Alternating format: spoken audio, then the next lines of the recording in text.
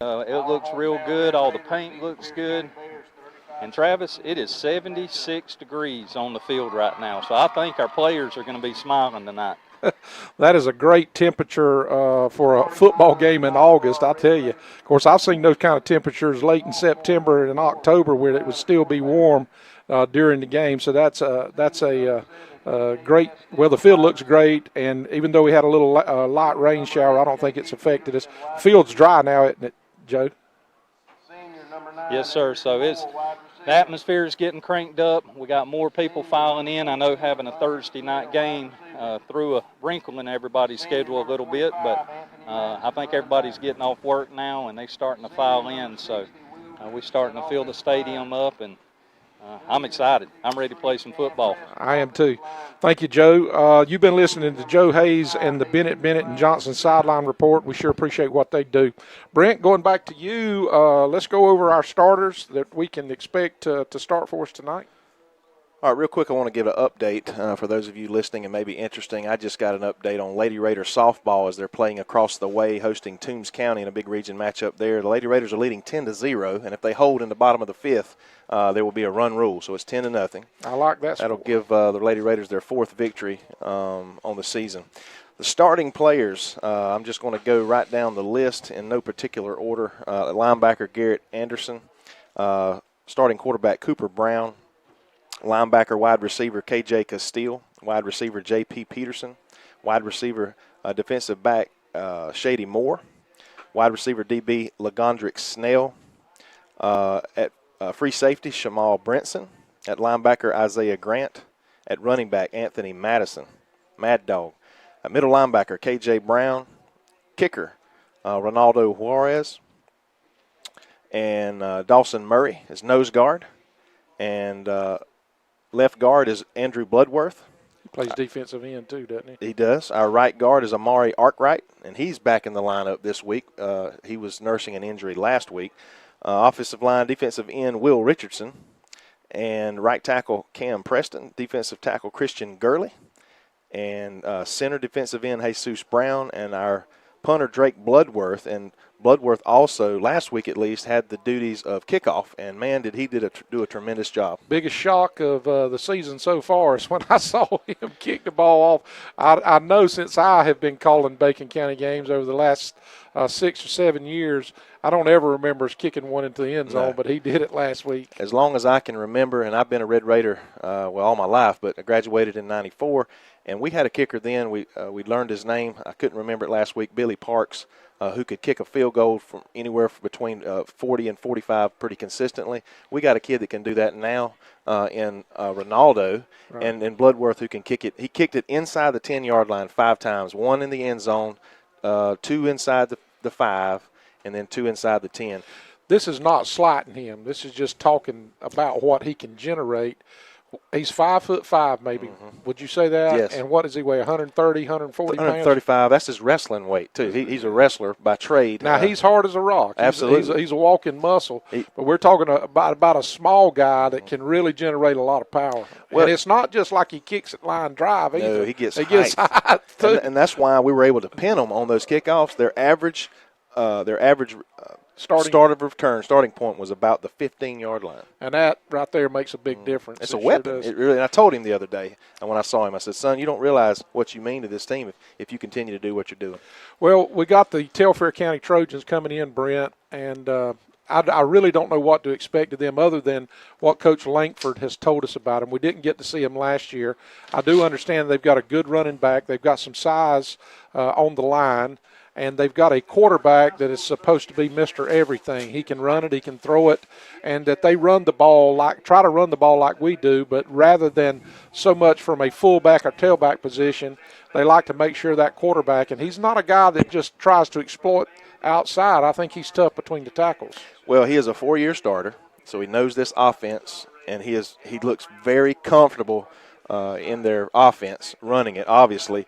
And he's not quite as tall maybe as we expected on the warm-up, but he's solid. He's a thick guy, and He can run and he can throw it very well. And some of the guys were saying this week that a video was floating around of him squatting 625 pounds. And I heard that same rumor. So if a kid is that strong, he's got to be dangerous. He did look really thick from his waist down, but not in a fat, sloppy kind of way, in an athletic kind of way. And I was impressed with his arm strength. We're looking across the way, and what I can see, Ian Blankenship is one of their captains. I can't quite make out the other numbers. They do have on white jerseys, but they're kind of turned sideways. I do see some kids with some good size. And for us tonight, our captains, and true to form, Coach Langford, he's not going to mess with our mojo. He's sending the same captains out this week that we had last week. We've got Will Richardson, who is a senior, one of our captains. We've got Dawson Jewell, a quarterback, senior, which is one of our captains. We got Legondrick Snell, number 14, which is our wide receiver, defensive back, and a very explosive player. He's a senior, one of our captains, and the guy that anchors our offensive line and our defensive line, 4-year starter, Jesus Brown. That's going to be our seniors tonight. We're going to go back to studio for just a minute, and while we play the national anthem and have prayer here at Bacon Field, at Red Raider Field here in Bacon County, you listening to Red Raider Radio on 93.5 The Eagle. Hey, Kelly.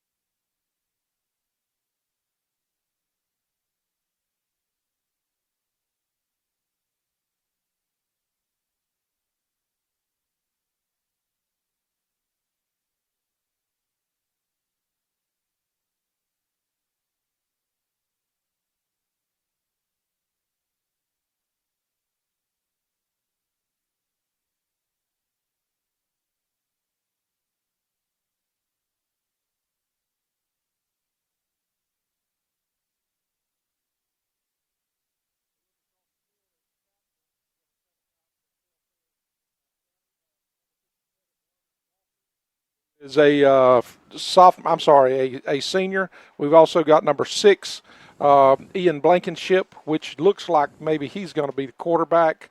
And we got a couple of other of their players. Their numbers are being covered up. Right now we are looking at the Reggie's Paint and Body coin toss, and the referee is talking to both sides. He's explaining some of the logistics about what's going to take place during the game. And, man, we're just about ready to kick this thing off. Both teams are at the opposite ends of the field, behind their banners, getting ready to come out. And the white hat, the umpire, is talking to him, and he's about to do the coin toss. And last week, if I remember right, Brent, we won the coin toss, the Reggie's Paint and Body coin toss. And we deferred, and that worked out pretty good because when we come back from the break, we scored 4 touchdowns in the third quarter, and then we got the ball second quarter and got the ball back and went down and scored again. Mm-hmm. Yeah, finished them off.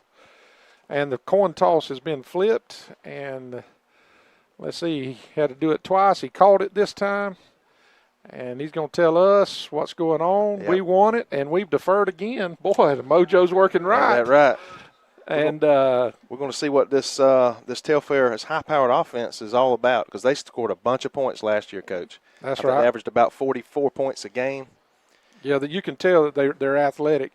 We've deferred to the second half. We're going to be defending the south end zone, and Telfair will be defending the north end zone. Our captains are shaking hands in the middle of the field, and these teams are about to get ready to rumble, and our stadium is starting to fill up. We can see fans across the way starting to come in. There's still a string of cars coming in. So it looks like it's going to be a great night for high school football here in Bacon County. Man, I am excited and so glad that our that football season is back. We appreciate Reggie and Reggie Screws for the Reggie's Paint and Body Shop coin toss. And now our team, the Red Raiders, have made their way across the field, and we look good. All red, black hats with black numbers, and just our cheerleaders, prettiest cheerleaders in the South. And I'm excited about what this is about to happen. We talked a little bit about the band last week, Brent. And because of the rain-shortened situation, we, being good guests that we allowed Pierce County to perform their halftime, a shortened halftime, only 10 minutes. And a lot of hard work. We were not able to perform our halftime. But noticing our numbers going way up in our band. Can you tell us a little bit about the band director? Mr. Garrett is amazing. He's right. Just the perfect fit and what we needed at the right time. He's increased the numbers and now trust me, it's more than numbers. It's their attitude. It's the excitement that's being generated for the kids, and they're talking about it. But he's almost doubled the amount of kids we've had last year. He at the end of one of the things that kind of generated some excitement, he carried on Disney World, and they performed at Disney and done a lot of different things with them last year to really generate some excitement. But I showed my emotion off of the air last week, because I see these kids and I know how hard they work during the summer and work during the day. The band room is down from my room, so if they leave their door cracked and mine's cracked, we can hear what's going on. And again, I was a little disappointed they didn't get the opportunity. I know they were too, but they're going to get a chance to get on the field tonight, and maybe we'll be able to let you listen to a little bit through the radio at some point. I'm personally excited. My two granddaughters, Taya James Peavy and Isla Parker Spell, are here tonight. This is their first Bacon County Red Raider football game. My wife and my daughter-in-law have brought their children out, and I'm excited about it. They're sitting right here in front of me, so they're happy. They're excited. This is their first football game. And here's the kickoff, Coach. Yep. Bloodworth puts it deep. He slipped, and he pooch kicks it. And it's off of it. Can we get on it? We do, and the Raiders recover. Man, oh, man, we got the mojo working tonight. You know, I was just looking for the ball, and I saw it leave his foot, but I didn't see what happened to him. He slipped, and I thought he missed it, but evidently it was planned. Maybe it was a planned pooch here. I don't know, but it sure did work. It looked like a sand wedge when it hit and kicked back. It looked like a Pro V1 bouncing back, and the Raiders get the ball here on the 40-yard line. Let's put our foot on the gas, and let's keep it until this thing's over with. Come on. Brown is at the helm, as he will be the starting quarterback, and him and Jewell both got significant playing time last week. 25 Madison in the backfield. We got two wide to the top in that horseman position. Madison takes the handoff up the middle. He busts through. Boom! Gets to the second level. We've got to make sure he holds on to the ball, but that's a 10-yard gain for the first. We may just be a little bit short. If we're short 5 or 6 inches, about it's not a 9.5-yard gain there by Madison. We just want to make sure Madison holds on to the ball. He had 2 fumbles last week, and he coughed it up once or twice during the preseason games, but this kid's got a lot of potential. 2 wide now, Madison deep in the backfield, and he hands it off to Madison again. Blows dead. We got illegal procedure against us. Might have been on Madison. I'm not sure if they will call out a number there, but I think he was leaning forward. Him or the quarterback kind of started leaning forward before the snap. And that's in all honesty, they probably could have got us the very first play because one of our upbacks moved a little bit. He just flinched. They didn't get him.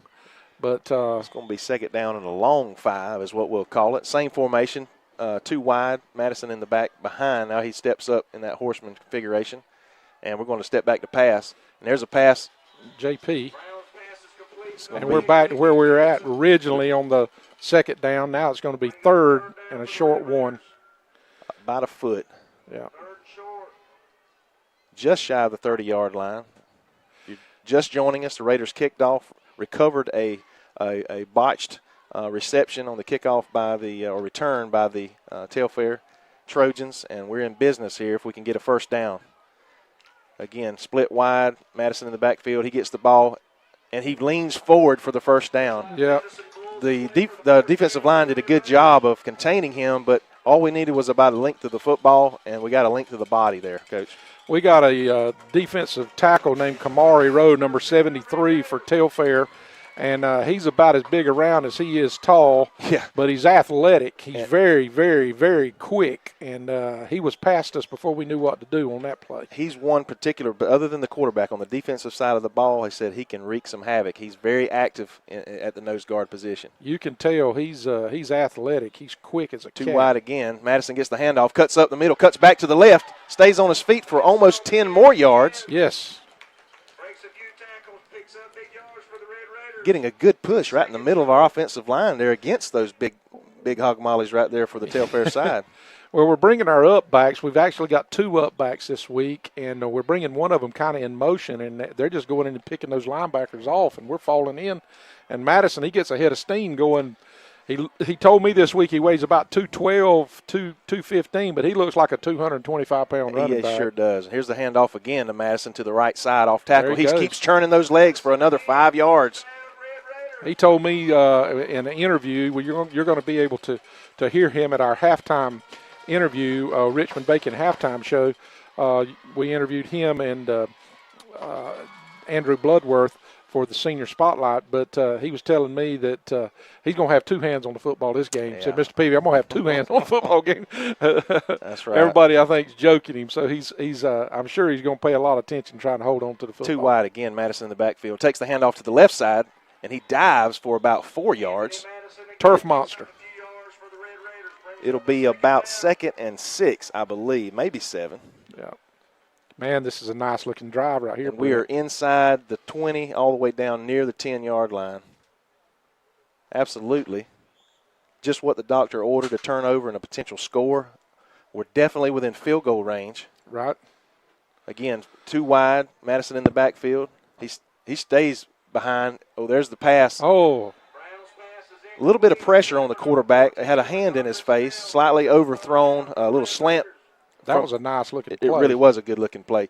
And I mentioned last week, and I've always said it, and you probably forgot more football than maybe I know as far as X's and O's, but you can't defend a slant if it's run correctly. No, that's why they run them so much on the goal line. You just don't let them get inside of you, but that's hard to do. 2 wide. Madison gets the handoff. He cuts back up to the left side, gets about 3 on the carry. Now we come down to an interesting call. Do we get a field goal from the left hash mark? I don't think he run from the left hash. I think he's in position for 4th down here. I think so, I think if he was scared that he wasn't going to get the first down, he'd have run it toward the middle of the field. We got 2 wide again now, 2 up back as the Rev has described, with the quarterback in a shotgun position. And here comes Madison to the side of the quarterback. And we draw him off sides. Now that's smart football. Change the cadence. What a great coaching play there. Yeah. And that should get us a first down. First and goal. Boy, we're clicking right now. Good job, Coach. Half the distance should put us about the 3-yard line. Right. And that's going to be a Red Raider first down. Trojans are sort of on their heels right now.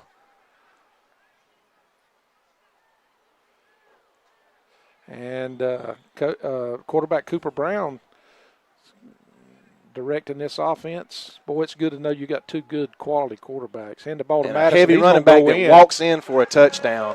And that'll be 6. Coach, other than our penalty, that looked pretty good right there. That was what you would call methodical and effective. We score with it was 4 minutes on the clock. We score with 3 minutes and 50 seconds come off the clock. It's 8:10 remaining in the first quarter. Bacon County 6, and we've got Ronaldo Juarez that's run out here, and he's a pleasant surprise this year. He was kicking good last year, but you can tell his accuracy has really, really improved this year, and so has his leg strength. He's liable to kick this one over the net. Not quite, but it's good. Yeah, it's and good. we're 100% on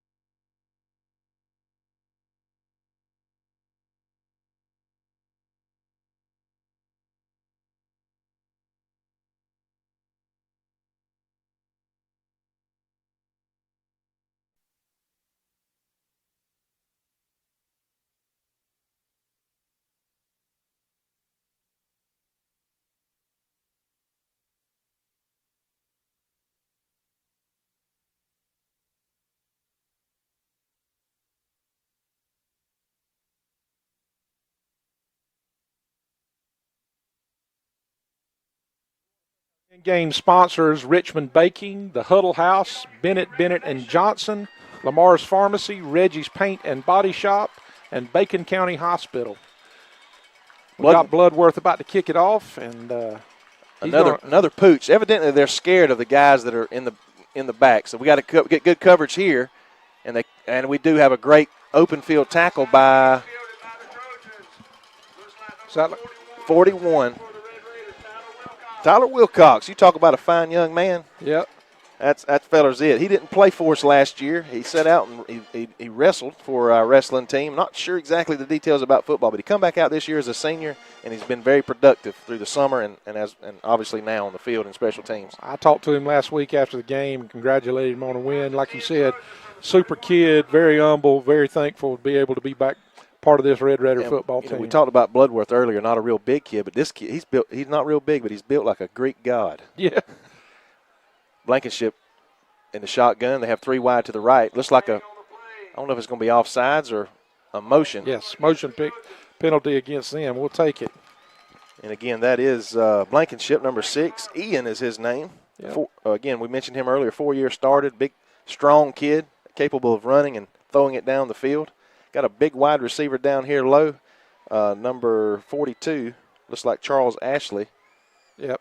They got 2 wide, real wide, 2 in the slot. So they're 4 wide, running back in the pistol position behind the shotgun Blankenship. Guy in motion comes by, a little misdirection. They give it to him. He's quick, yes, but our linebackers get there. It gets back to about the original line of scrimmage. Just maybe a little bit more. Looks like he gained 6. Probably 2nd and 8 here. Yeah. 2nd and 9, 7:48 on the clock. We got to set the edge and make sure, and then our linebackers are going to have to stay home. We're going to need a big game out of Garrett Anderson and also KJ Castile. And our safety over the top, number 18, Shamad Brenson, he's really going to have to be careful. 3 wide to the near side, 1 to the left. Quarterback rolls out to his right, coming to the sideline. Looks like we got him tackled in the backfield, and who gets him? Number 7, Castile. Yep. He came from all the way across the field, by the way. That's right, that right defensive end. He's a special kid, very athletic.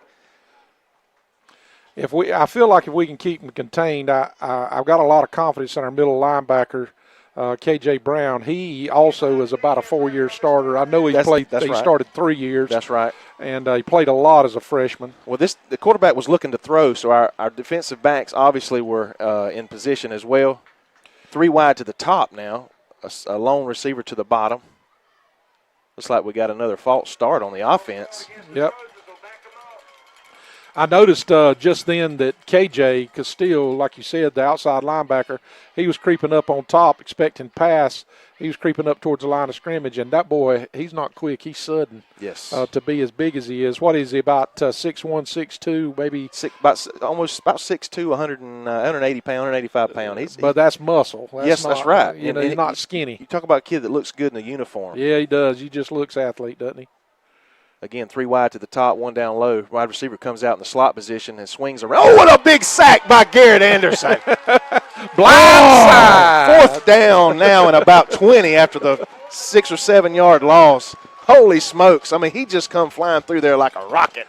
Nice defensive play call by Coach Willis Yates.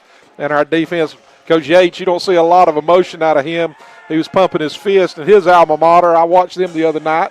One of the first college games that was on for the season, the Chattanooga Moccasins were playing. That's where his alma mater is. He was a linebacker for Chattanooga. Tell you what, it's time for Snell. He's returned a couple this season, but he is special back here. Let's see if Snell gets one to return from their punter. And they're punting from the 17-yard line, and there is the kick. And it's low and away from Snell, as you would come to expect. Yeah. And he's just going to get out of the way of it, and it's going to get a good Telfair roll down to the 41, and the Raiders are going to take over. You're listening to 93.5 The Eagle.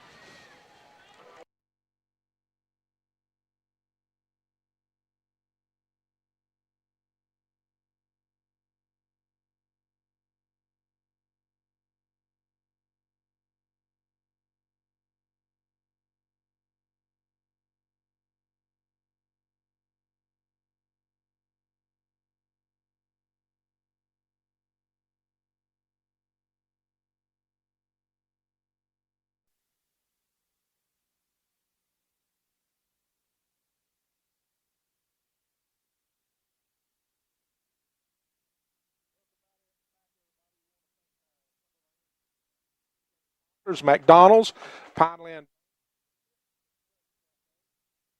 EPA, DQ Grill and Chill, Coastal Pines Technical College, DL Lee and Sons, Shorty's Barbecue, and Newberry Paint and Body.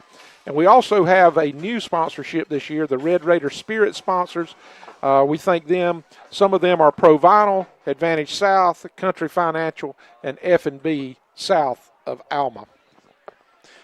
Well, we get the ball back, and Dawson Jewell has come in now as a quarterback, very similar to what happened last week. Too wide. Dawson steps back. He's going to throw deep left, and we've got our man, and he makes the catch. Unbelievable.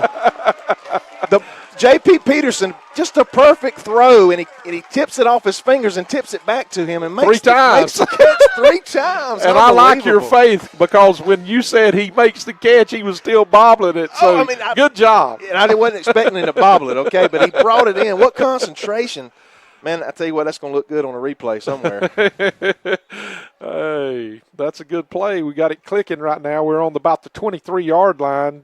Telfair's 23-yard line. Too wide. Jewell in the shotgun. Madison takes the handoff. He cuts back to the left. There he goes. Oh, and he runs over the linebacker for just about another 10-yard gain. We're going to be about 1 yard shy of the first down. It's going to be second and 1. You know what? Where they're spotting it, Brent, I think we're going to get that. Let's see, they're going to measure. We have to have a measurement here with the chain gang. Have to do a little extra work. Teams are moving to the side. Dawson Jewell, quarterback, is going. He's patting his offensive lineman on the head, encouraging them. No, they're going to call it a first down. How about that? We're going to take it, and it's first and not first and goal. 10. We'll have an opportunity for a first down inside the 3-yard line. No, inside the 13, I think. No, yeah, we're going to have a first down. Yeah, we're sitting on inside the 13-yard line. That's right. Too wide to the right. Madison in a pistol formation behind. Now he steps up side by side with Jewell in the shotgun. He's going to hand it to Madison. He cuts back to the left, and he's open, and he's going to score. That's right. Great play call. That was an X's and O touchdown there. That was nothing but scheme. Off left tackle, and he walks in. Great play call, and it's to 0. 13-0. Holy smokes, folks! And just like that, Coach, we were talking before the game that our team. This is a good football team we're playing, and we're talking about our team and some not sudden anticipation of a chance our team to be very competitive this year. But this is a glimpse of what if we execute, we're able to do. I think we see an offsides here. False start. Okay, he's going to back it up here for the extra point. But again, we're seeing a glimpse of what Red Raider football is capable of doing this year. And I know we played above class and below class now, but 2 quality football teams in Pierce County. Although again they're struggling a little bit with their coaching change, but this Telfair team, they've got players pretty much the same team in place they had last year that put up so many points in single A. Yep. And here's the snap, the hold. He gets it down. There's a kick, and it is. Good. And that was great by Cooper Brown. He made a great play. That snap had him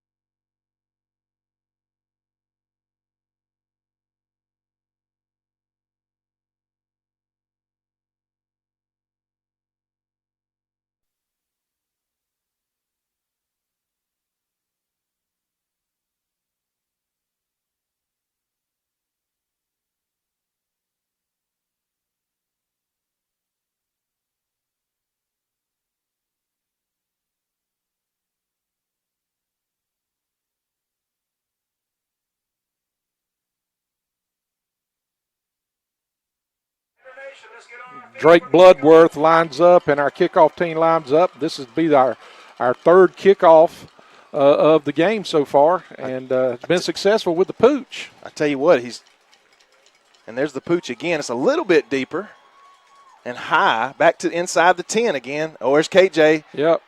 There to make him change directions, and we get him, stop him at the 21-yard line. And it's a very good kickoff. I tell you, Bloodworth, it looks effortless to him, Rev. Yeah. I mean, it really does. I know one thing. He sure explodes into that football, doesn't he? He has to be able to kick it. as far as he does. Great kickoff. Let's see if our defense can come out here and shut down this quarterback, Ian Blankenship. You just got a feeling that we may have stopped him the first time, but it's not going to be something that we may be able to do all night. Then again, our defense and our defensive scheme had them a little bit baffled. So they're going with 3 wide to the top, got one single wide receiver down here, and Legondrick is on him. I'll try to hand the ball, and they got a crease, but they hope. That boy just don't want to go down. He's right up the middle. He's still churning and burning, twisting and turning. I'm not a poet and didn't know it. Yeah. But he gets about 15. We got to. Who's hobbling there? That's not Let's see what we got. What's the call? It's got to be a hold somewhere. Well, it's deep in the. Okay, that's what it is. Okay. Sideline warning. Was that Garrett hobbling a little bit there? I think it is. Yeah, Number it was one. Garrett. He's went down awkwardly. He's walking it off. I think he's going to be okay. I don't know exactly what happened. I was watching the play. Yeah. And we missed a tackle. We had a tackle for only about a 2 or 3 yard gain. That is right. But then we let him out, and he's kind of like an eel. He's a little bit slick and runs hard. 4 wide again, running back, and we got a man in motion coming across. He takes we're gonna turn him back. Oh, and he's upended and just blew it up by Jesus Brown. 14 unearthed him, brought him up, and then Jesus finishes him off. That was a great reaction play by Legondrick Snell as he come up off of the wide receiver that was trying to block him, and he stopped him right close to the line of scrimmage, maybe a yard gain. 2nd and 9. I can't get over how good this field looks, especially since we're in the center of the field here, about the 40-yard line. That BC just pops out. 3 wide receivers at the top, alone down near side. Ian Blankenship, quarterback, comes down the line barking signals. He rolls to his left, and Jesus can't quite get to him. But they got him handled there. Kind of an open field tackle as we get a hand on his ankle, brings him down. It's going to be a 3rd and about 4, it looks like. Maybe close to 5. Yeah. I don't know where our outside linebacker was then, but we got sucked into traffic. I don't know if we bid on a play fake, but there wasn't a play fake. There wasn't. Just turned. He may have just gotten blocked, and that could have been. Play. We could have had a crack. I didn't notice. We could have had a crack back. 3rd and a long 4 from the 45-yard line. We need to stop him right here. Don't give him nothing cheap. Got to think the quarterback may do something here, but they don't hand it off to the running back, and he cuts back to the left. Nope. And he gets to the sideline, and we push him out of bounds after about a 15-yard gain. He gets down to the 40-yard line. Looks like they're going to mark it about the 40. That was a good play. That little running back, he's quick, he's shifty, and he's tough in the hole. He's not just going to go down. Make some defensive substitutions. Well, we knew bringing Bloodworth in, put him on the defensive end side. We got excited quickly, naturally. It was going up 14-0 real quick for the Raiders, but we knew this team was capable of putting some points on the board. And there's a snap. The quarterback goes straight up the middle. He cuts back to the left to middle, and it's like, I don't know, Coach. They were like standing up, kind of watching him run by there. The cornerbacks, almost thinking he was going down, but he didn't. That's another 20-yard gain for the Telfair Trojans. Their offensive line's blocking pretty good right there, and there has something that I think that may have something to do with it. It's not like we're not being blocked, but we're going to have to get some pad level, get down a little bit low, and stymie these guys. And like you said, though, going in, this is not a bad football team. They're used to scoring a lot of points, and a lot of it has to do with number 6, their quarterback, Ian Blankenship. And he takes the snap 2 wide to the near side, 1 up top, hands it off to the running back, and he kind of trips up at the line, and Bloodworth finishes him off for the Raiders. 2 minutes, 19 seconds as we count down this first quarter. Again, a Thursday night start. First time, and I know in a long time for the Red Raiders on a varsity game. I know I don't remember a Thursday night game, not by Bacon County. I know some high schools that have played them, and I think that's something that happens on regularity down in Florida because of stadiums. Yeah, having to share stadiums. But 2 wide to the near side, 1 to the top. You got to 2 running backs now with the quarterback, and he's just going to run to that left side, and he's going to cut it up the middle, and he's going to score. Yeah, that's the toughness that I saw on film from this young man. Well, our our outside linebacker got sucked in there and then tried to run him down from behind rather than staying on track, and that was just try to take a shortcut. It looked to me like we tried to take a shortcut, and we wound up paying for it. So, anyway, Telfair County Trojans have come out and scored, and it's 14-6, Telfair County. I've always hated this alignment where the offense for the extra point, they line up on one side of the field and then they bring everybody over. So, to me, it's just a waste of time. I have seen them run 2-point conversions off of it, but it's rare. And here's the snap, the hold, and the kick is up, and I believe the kick is good. Yep. It's going to be 14-7 now. Raiders continue to lead with 141 to go in the first quarter.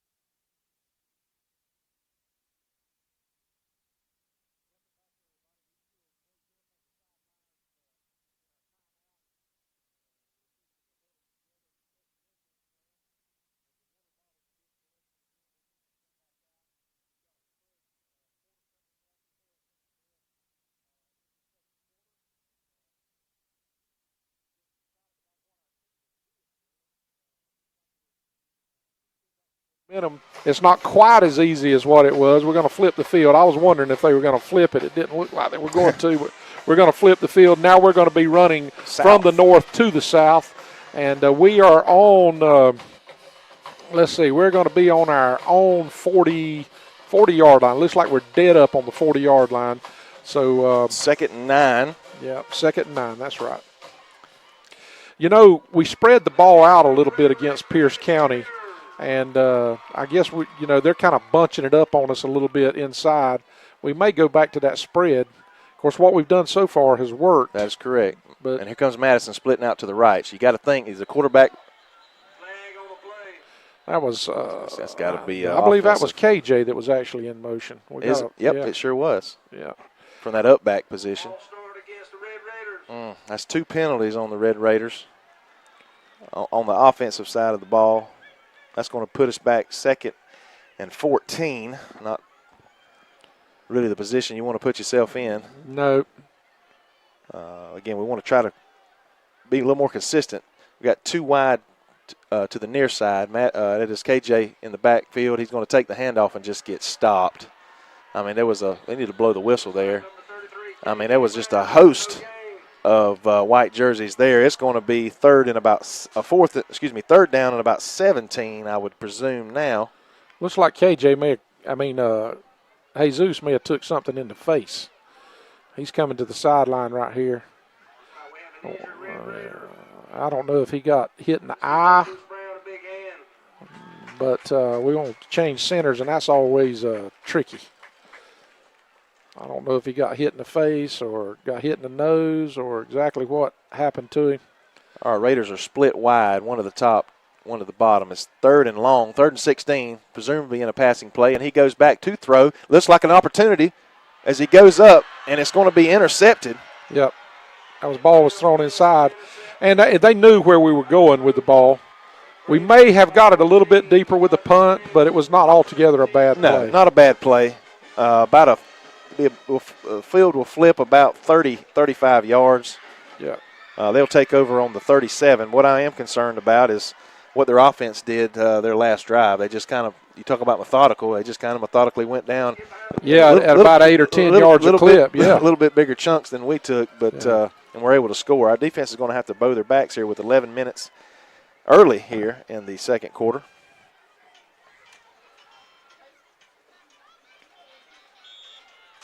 Yeah, our defensive line needs to come up big. Their big offensive line looks a little bit bigger than we do. But we need to make some plays. Cam Preston, number 63, is in the game on defense. Oh.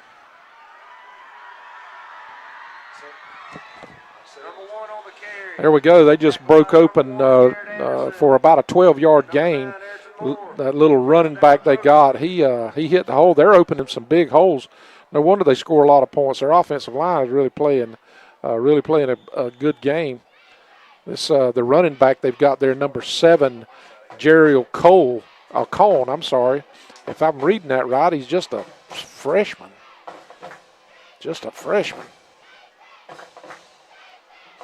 We're going to have to stay at home and play at home. These our defensive line and our defensive, and here we go. We got him in the backfield now. And Coach Yates brought blitz from both sides. Both outside linebackers come crashing in, and the quarterback took it and tried to go right back up the pipe, and he did for about 3-yard gain, but we were there to meet him. Their quarterback looks to the sideline, looks at his wristband, is making the call now. Number 1, Larry and Hamilton is running back. Let's see what he's going to do. He's going to keep it. And it's wide open up the middle. There he goes, and we able to tackle him from that right side. I believe it was Shady. Yeah. Barton got him. I'm sorry, Orion Barton. Yep. But that's the kid I've seen on film in the 2 games they played. The scrimmage versus Jeff Davis, and then they defeated Jeff Davis 12-10 in their scrimmage, and then they played Savannah last week and won 28-0. Well, I can tell you right there, it wasn't a matter of breaking tackles. That right there, he was wide open. Yes. They didn't nobody touch him. That's somebody's getting there behind blocked. And that means offensive line is doing their job. They're big. They're not huge, but they're squatty, look like good football players, and they're making some holes. First down at the 6-yard line. They hand it off to the tailback. He just kind of hops and skips, and we finally put a helmet on him at the line of scrimmage. Yeah. Castillo is the head helmet on that one.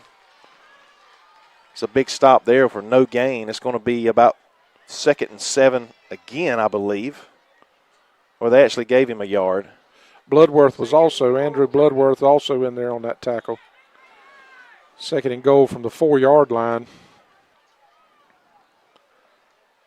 Quarterback Blankenship looks at his wristband. They're calling signals in from the side. Everybody looks at their wristband and finds out what play's been called.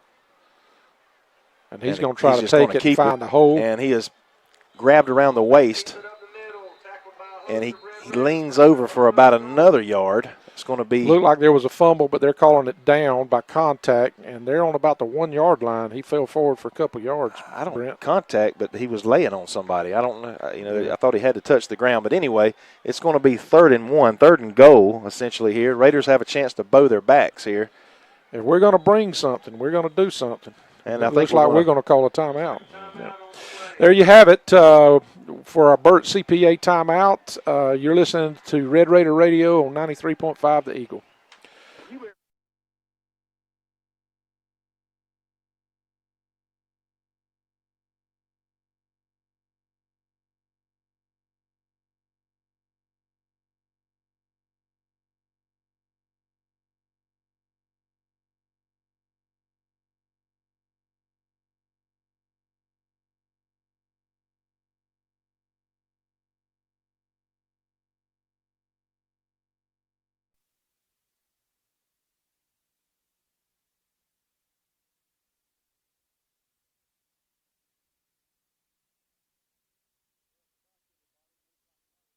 Dog fight going on. Telfair is down, not inside the 1, but they are inside the 2, and it's 3rd down. We know this is 4-down territory right here, so we're going to have to come out big defensively. And all of a sudden their offensive line is taking this game over, and their defensive line is starting to create some issues with us. Well, you got to think here. They won't take it out of the quarterback's hand. Do you think? I mean, I just think he's going to. Of course, number 1, he's not a bad he's second not. option. But that's a half a second or a second that you take by handing it off. I got to think we're stunting 2 or 3 guys up the middle, expecting him to run it. But then again, he could walk in from the outside if that's the play call. So they're going to spread us out here again with two wide to the top, 1 way down here to the left. But I just don't think you take it out of this young man's hands. Well, he's been the guy that's, everybody talks about. So, but then it's 4th and 1. They may be in 4-down territory here as well. So it's 3rd and 1 here on the goal line. And here's the shotgun with the tailback next to him. He's going to take the snap, and he for sure is coming in. And he keeps churning, and he gets into the end zone as he just kind of peels off to the right side off tackle. And just like that, it's 14-13 with 8:19 left in the second quarter. And we got ourselves a 0-0 ball game. Yeah, we got a new ball game here with nearly 3 quarters to go. And the last part of the first quarter and the first part of the second quarter has been all Telfair. And we looked good the first 8 minutes of the ball game, without a doubt. They looked like they were kind of on their heels, but they've made some adjustments, obviously, on offense. And defensively, they were able to make a stand and then a turnover, which was essentially a punt and 3rd down and long for the Raiders. And here's the snap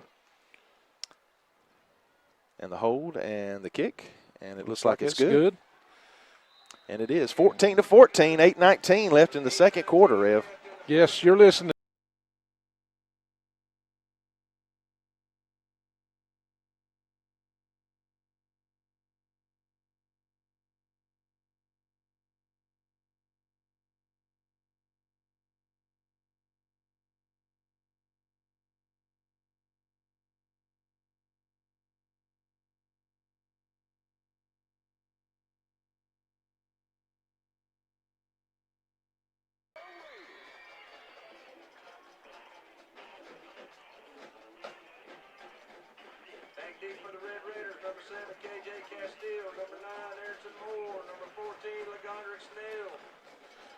Welcome back, everybody. That was a Burt CPA timeout, and here we got it, Brent.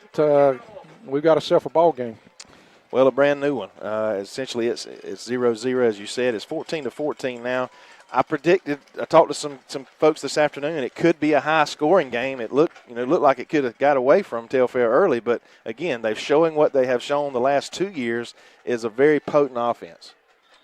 That's exactly right. Their kicker, he's not going to give Legondrick much of just a little pooch kick. Legondrick does catch it. He tries to bring it back up to the middle of the field. He does, and he's just kind of scooting around. Yes, he sure is. Gets up to about the 38-yard line. We're going to go down to the Bennett and Johnson sideline report with Joe Hayes. Joe, tell us a little bit about what's going on down there as far as the mood on the field. Well, we've had a little flip-flop action. We started the game, and we come out ready to play, and I think we caught Telfair standing on their heels a little bit, and we drove down the field and scored on both of our first 2 possessions, and then we turned around and Telfair kind of gets things tightened up, and they've marched down the field and scored on us twice. Jules in the back. It's kind of flattened out the mood here on the sideline. Hopefully our offense can get something going again, and we can get back motivated and put some points back on the board. Thank you, Joe. You listened to the Bennett and Johnson sideline report. And tell us what happened just then, Brent. Mad Dog Madison took it for about 12 yards for a Red Raider. 9 yards. It'll be 2nd and 1 for the Red Raiders. That was a pretty play. Dawson Jewell back in at quarterback. Wide receiver split wide. He goes back to the right side. And he goes up and makes the catch, wow. Legondrick Snell. He does it time and time again, folks. Perfect example. I wish we could describe to you at home how that looked. The young man out-jumps the defender, and he is in the air. I'm talking Jordan-esque, yeah. Right? His tongue's hanging out, I promise you. He makes the catch, and it's unreal. He just makes play after play. That's a 40-yard gain for the Red Raiders on that pass from Jewell. And we're on the 21-yard line, Telfair County 21-yard line. And I know we're high schoolers and we get excited, but you described that perfectly. In a football kind of way, that was Jordan-esque. Here's Jewell taking the snap, and he keeps the ball as he cuts and spins inside. Around. And, boy, he shows some toughness as he gets about 5 yards there. Yep. I think that was a good call. Gives the defense one more thing to look for. Yep. Jewell gets back up and heads back to the offensive backfield. He got stood up and smacked around a little bit. He did, and he still continued to lean forward. Right. Under 7 minutes to play here in the second. The Raiders are in business inside or just about to the 15. 2nd and 5 now. Madison in the backfield. Shotgun, 2 wide left, and Madison gets the ball, and he leans over for about 2 yards. It's going to be 3rd down and a long 2. Yep. And it's starting to get tough on the inside. There's starting to be some football played right there. I was about to say a while ago, I think Snell was a little upset that boy took it away from him on the interception earlier. He probably took that personal. 3rd and 2 now. Everybody's looking at Snell. And in the shotgun position, Madison comes up with an up back in front of him. They hand it off. He cuts it back, leans forward, close to a 1st down. I believe it's going to be marked a 1st down. Boy, the guy walking depends on which guy gives us the mark. And which foot they use. That's right. When we say short, it's short. We need this one right here. Oh, it's a big 4th down for the Red Raiders. I'm talking 4th in a football, maybe less. It is close. Maybe not quite that close because they're not measuring, but just a good opportunity now as we're approaching 5 minutes remaining here in the half. This might be a time for a slant, but they're not going to do it. They're going to hand it to Madison. They call a timeout. Timeout, Red Raiders. Might be a smart one there. I think so. You're listening to Red Raider Radio. This is a Burt CPA timeout on 93.5 The Eagle.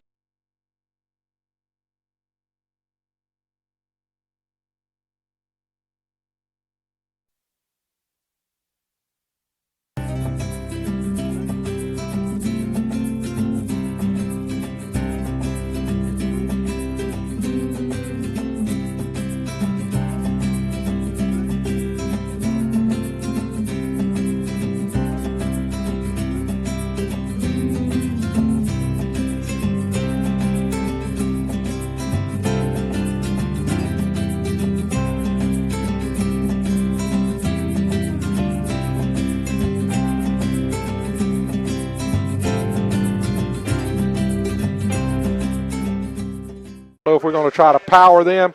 You know, I dread that they look like they brought their big boys in, their big uglies. They look like they brought them in, expecting us to try to run to the middle of the field. I tell you, if we can execute that slant, he walks in. That's true. That's true. But that number 73, he's so active. That's correct. That big defensive tackle they got, Kamari Rowe, he's just a junior. Let's see what we're doing. Looks like 2 wide to the top, including Snell and Peterson. Looks like we're going to get another timeout. I think, Coach, we got something. Is that? I don't know. I'm not sure what's going on. I don't know. Surely this is not a penalty. Oh, they're going to measure. We're calling for a measurement. Maybe they requested a measurement here. Well, I tell you, that last play, the sideline judge on the far side had it marked a little bit short, but the one that was marking it over here on our sideline, it looked like it was very, very close to him. I don't blame him for getting a call right there just to make sure. Better safe than sorry. Again, Jewell at quarterback in the shotgun position, one up back with Madison behind in the pistol. I'm assuming he'll come up in that horseman position beside the quarterback. We got 2 wide to the top, Snell and Peterson. And Madison comes up. And everybody. And he hands it to Madison, and he leans forward. No problem. No problem. That left side, they just a good push that time. Just pushed them out to that left side. Nice. 2 yard, solid 2 yard, almost a 3 yard gain for the Red Raiders there on 4th and short. Good block. 1st and goal now for the Good Red blocking Raiders. right there. Good block by Tyler Wilcox, our senior. You've already talked about him. He had a good block just then to kind of help us for that extra yard. And we've got 1st and a long 9. 1st and goal from about the 9-yard line. 2 wideouts to the right. Madison gets the. Oh, no. He drops the ball. Let's just got to hope that the Red Raiders somehow dig it out. It was just a poor exchange. That was not his fault. Nobody's pointing. Well, finally, we got the umpire pointing toward for Raiders. Might even get a yard out of it. That was not Madison's fault. No, that ball just wasn't handled very good. It was just a mishandled snap there by the quarterback, and just a poor exchange there. Yeah, if we gained anything, it was maybe half a yard. But we gained the ball back. That's the most important thing, absolutely. So slant. It's going to be 2nd and 9 again. They're cheating this way a little bit. And there's that slant for overthrew him. Yep. Really uncatchable. It's going to be 3rd and 9. This outside linebacker, this number 7, he's cheating that way a little bit. They're expecting Legondrick with the slant, but JP's on the other side. He's just as dangerous. Yeah, we may be looking at a field goal situation right here if we don't get a first. If we don't get a touchdown. Yeah, a touchdown or a lot closer. Madison comes up as we're in the shotgun. We're going to have it's going to be an offensive. Offsides against them. Oh, wow. What a big play. That's a huge play. Now Sure it'll be 3rd and 4. It's not half the distance. It is half the distance now. So either way, it's about the 5-yard line we expect. Maybe a little bit on the other side of the 5, not much. A long 4. See if they'll step it off. They do. And it is just inside the 5-yard line. So it's 3rd and 4 with a chance for a good push here from offensive line, and Madison can get it in. It's like we're going to have 2. If we get it close, this may be 4th. It could be. It'd be 4th down. I was like you earlier from the 9. That looked like a potential chance for a field goal opportunity for the Raiders. But we want touchdowns. With this team, looks like we're going to have to score touchdowns. Yeah, they're pretty effective offensively. Shotgun is Jewell, 2 wide to the right. Madison now to the right of Jewell. And there's offsides again. That may be against us. See what it is this time. I saw the white. Now the white's pointing back, and it is a false start. We'll give it right back to them. I can't stand that kind of stuff right there. That's just ridiculous. Oh, that's three offensive penalties for the Red Raiders. 5-yard variety, but with mostly a senior spots. Offensive line, there's really not an excuse for that. Yeah, I love them, you know. That's right. They my boys, but I still, with a senior offensive line, you got to know better. What that means to me, what that shows me, that the Telfair front is giving us all we want. and we're in this horseman position. The quarterback takes it. Oh, and he fakes the pass, cuts back, breaks his ankles, and he's going to score. Are you kidding me? Is there a flag on the field? Yeah, we're going to get a bad call for a crackback. It's going to be a bad call on us, I'm afraid. We got they're calling that stuff this year. It was not an illegal hit, but they're going to call an unsportsmanlike on us, I'm afraid. And we got also some laundry in the backfield back here. So we may have just shot ourselves in the foot. That was a great play by Dawson Jewell. Yes, and he kept pump faking as if, and the Gondrick was probably, they were blocking him. He was probably trying to just get away and block at the same time. We'll just see what the call is here, whether it's a hold. You can't hit people anymore in football. I mean, 3-4 years ago, that would, even though that we had some of these penalties that about, yeah, I wasn't below the waist. Personal foul. Yeah. I'm not sure. I didn't see the personal foul.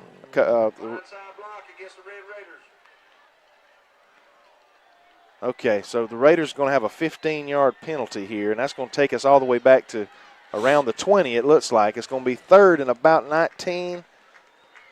If they mark the 15 off, maybe 3rd and about 21. And it is. So now we're back to 3rd and long, and now you're in a position where you're really going to stretch it out on a field goal if we don't, get some, which we have the leg. We do have the leg to do it.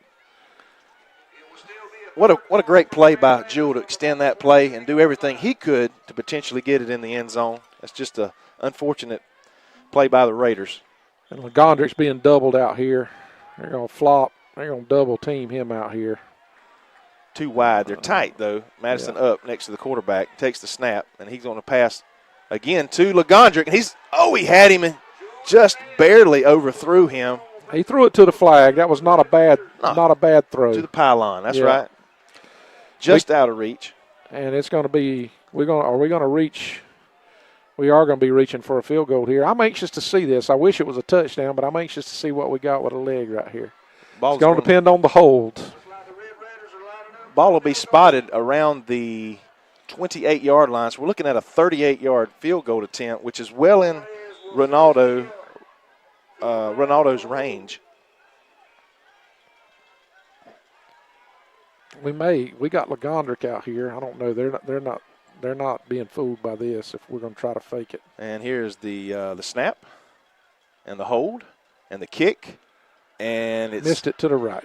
No good. Kind of way to the right. Yeah, way right. There was a high snap again, and I'm not sure how he couldn't tell by the holder if he was able to get it down like it needed to be. But we know we did get the kickoff unscathed. It's just no good. It was really a pitiful snap. Yeah. Well, there was no zip to it whatsoever.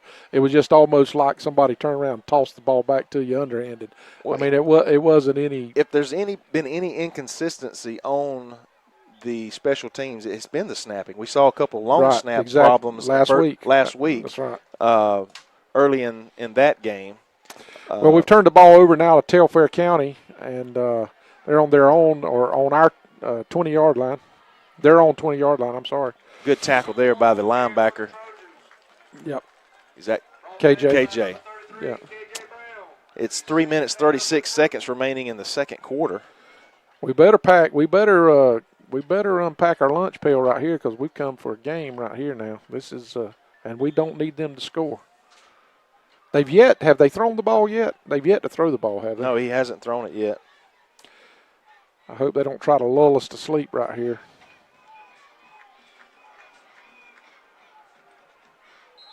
On them. I'll take it. False start against Telfair, which is going to back them up and give them second and about 12. We need every bit of that we can get right here. Coach Langford told me that their offensive line was pretty good, and he's not exaggerating.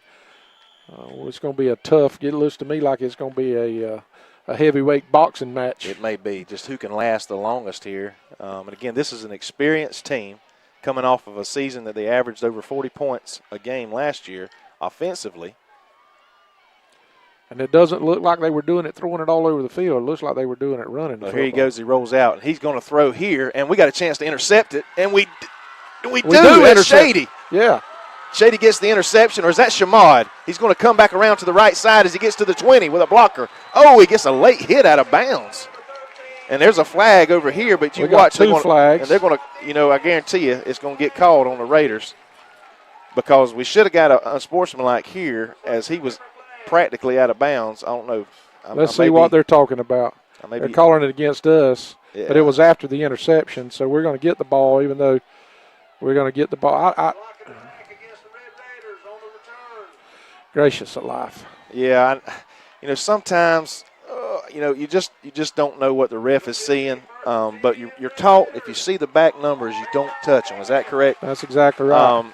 But I will tell you, when there's two flags, they're seeing something. That's right. So. Well, I know I saw our guy being lifted out of bounds here. He was out of bounds. It looked to me like from my angle, but there was a ref right here, a line judge, and he obviously saw it. So. Well, let's go back to the good thing. Let's go back to the fact that our we'll get the ball back. Our safety played a very good ball. And you know what? I was sitting there just about to say it.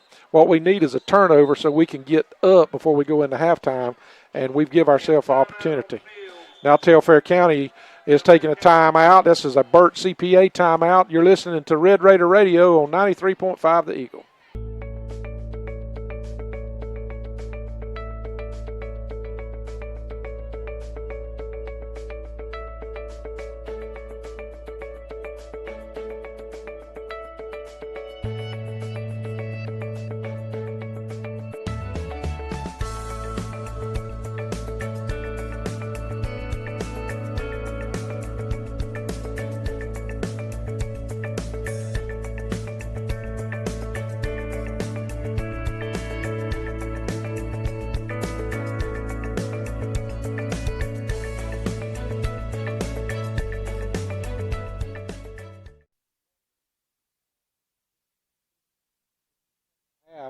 And I see some of the linemen from Telfair's got their hands on their hips. This may come down to the team that's in the best shape. It's not a hot night, but when you're running out on the field some 75 plays or 80 plays on both sides of the ball, it can start wearing on you. We're too wide now as we spread them out, and that is Cooper Brown in the backfield. He cuts back up is Madison for about 2, maybe 3 yards, like 2 yards on the spot. Yeah. Again, we got two different spots. You see where the gentleman on the other side is, and this guy, he's past the 0 on the 30, and he's not inside the number on the other side. It's been consistent all night long, and it looks like they're taking the guy's spot up to the top, yes, the one over by the sticks. Yeah. Maybe if it comes to the right, we run heavily to the left right now. Maybe if it comes to the right, the guy, the linesman over here will be the one that spots it. But we've got 4 wide, got twins to the top and the bottom, got the long running back. Wide open is JP as he Great cuts move. back to the left. First down. This JP, who was it last week? They were screaming at the top, Pierce, he can't catch. Pierce coaches was, and he juked him down the sideline, walked in for a touchdown. Walked in for a touchdown right down here, broke his ankles. I think it was a former Bacon County player that he may have broke their ankles of. And it was sweet. And you got 3 at the bottom now for the Raiders, 1 at the top, wideouts. Madison next to Brown in the backfield. He's going to hand it to Madison. He goes right up the middle, leans on that offensive line for about 4 yards. Looks like about second, maybe 6, maybe a long 7, or a long 6 for 7. Looked like one of their defensive linemen was getting up slow, but he's just big. He not hurt. He's doing he's fine. I want to make a correction. Number 13 made that interception. That was Deshaun Hill. Hill, sophomore. I like it. 3 to the right. Here's the little hitch. Oh, and it's incomplete. Thrown just behind him. Catchable ball. Had his eyes looking downfield. I wonder what that is. It's in where we're at, so it's probably going to be a hold. Oh, personal foul. Roughing the passer. All right. That's I'll take huge it. for the Yeah, Red first Raiders. down. We're going to be down inside the 10 after this penalty, maybe inside the 5, Rev. I like it. I'll take it. It's just we're getting a gun shy right now. Oh, yeah. Now we need to score with 1:09 left in the second quarter. It's going to be first and goal from about the 7-yard line. Red Raiders can pound it in here. Guess what? We get the ball when we come back out. Good point. Good point, Coach Brent. Coach B. That name's taken. That's Coach Jay, BJ. That's Bergeron. J. Brian Bergeron's name. We'll come up with something maybe this next game. And run in motion here as he hands it off To Legondrick. as he cuts back. Oh, his feet comes out from under him. He does gain about a couple yards. It's going to be second and about 6 for the Red Raiders, depending on, again, we're looking at our guy down here on our side of the near side. 53 seconds. We got to watch that clock, Rev. No, this is nothing against Coach B, but you know if your name is Bergeron, that you know eventually they're going to be calling you B. Yeah. You know? Here's the snap. Hand off to Madison. He cuts up the middle. We're going to have to call a timeout. Coach is calling timeout, and they get it. This is and they let about 2 seconds run off the clock, even though we're trying to get a timeout. With 34 seconds left in the second quarter, this is your Burt CPA timeout on Red Raider Radio, 93.5 The Eagle. In this moment, it doesn't matter if you save money in 15 minutes. It doesn't matter if your neighbor has the same insurance that you do. What matters right now is the quality of your independent insurance agent. Glad you're okay, Sarah. We'll take care of everything. And the company that stands behind them. Thanks so much for your help. No problem. Auto Owners Insurance. Bennett & Johnson Insurance Agency in Alma is your local independent auto owners insurance agency.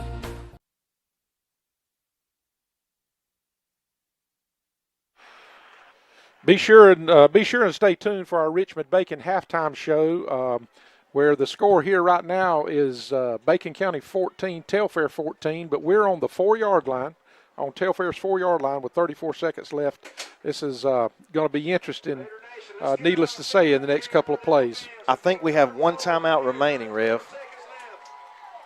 And our fans are standing up. A good crowd for it to be switched. I think we've got a good crowd here tonight, and they're getting excited. All the Red Raider fans are standing up. We need a. You know what?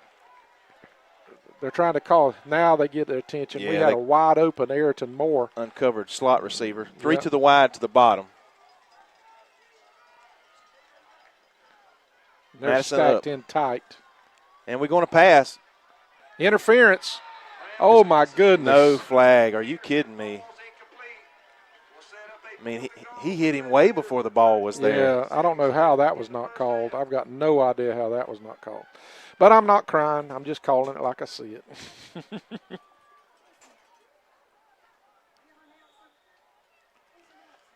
I don't think Legondrick Snell is a secret anymore. Do you? No, I do not.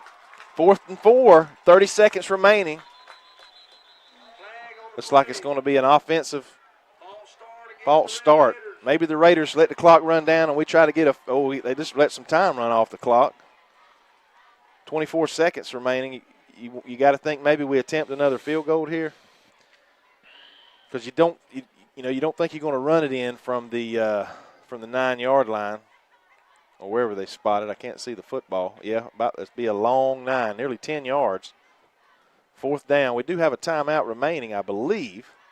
They did add a few seconds to the clock at 30. It looks like we're going to go for it here. Rev, what you think? That's right. Well, and they go up to the line quickly, and they're going to run the same play, another throw to the outside. if he'd have run the right route, that would have been 6. If he'd have went to the pylon, you're exactly right. I'm not sure if that's where he was supposed to go or not, but that's where he threw it, to the pylon. It's going to be 25 seconds remaining. 14 Quarterback to done 14. his job. That would have been 6. He was open if he went to the pylon. It's easy to question whether or not we shouldn't have set up for essentially an extra point, maybe about a 20, 25-yard field goal there. Well, I understand the thinking, but based on what the last field goal looked like. Well, again, I know there's got to be some confidence there, but you got to give them an opportunity to maybe create some kind of a rhythm. especially knowing now we didn't get it in the end zone. It's always easy to second guess in those situations. We just don't need them to break a long one right here. Exactly. We got to stop them here. They're going to try to run a couple plays to see what they can do with their athletes. And they're in the shotgun. He just takes a knee. I'm a little surprised. Maybe because they're so far down in their end of the field with 17 seconds, they don't have to take another snap. Our boys need to make sure they're not going to snap it again. They need to stay there. As our boys started turn and run, okay, they're going to take the sideline and go in as well. That'd have been some kind of a trick play, wouldn't it? That's right. You're listening to Red Raider Radio. Stay tuned for our Richmond-Bacon halftime show, and we'll be back with you to bring in the second half, 14-14, Bacon and Telfair. You're listening to 93.5 The Eagle.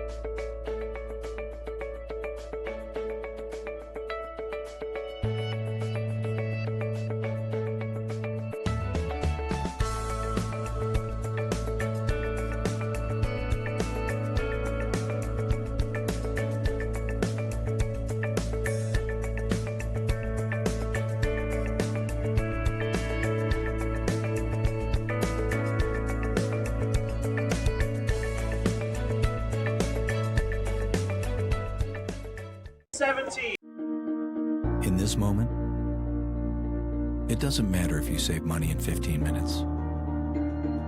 It doesn't matter if your neighbor has the same insurance that you do. What matters right now is the quality of your independent insurance agent. Glad you're okay, Sarah. We'll take care of everything. And the company that stands behind them. Thanks so much for your help. No problem. Auto Owners Insurance. Bennett and Johnson Insurance Agency in Alma is your local independent auto owners insurance agency.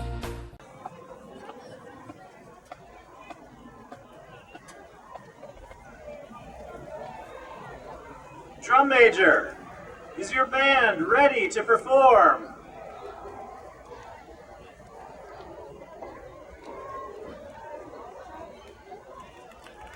Tonight's first number is by Grammy recording artist Bruno Mars, and it reached #1 on the Billboard Top 100. Please welcome the Telfair County High School Band as they perform 24 Karat Magic.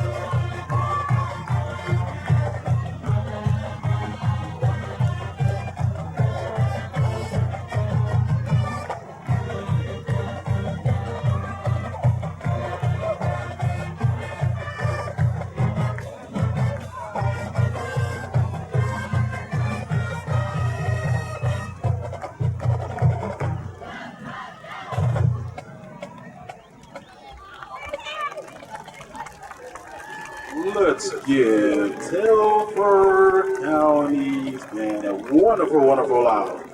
Come on, everybody, give them a wonderful round of applause.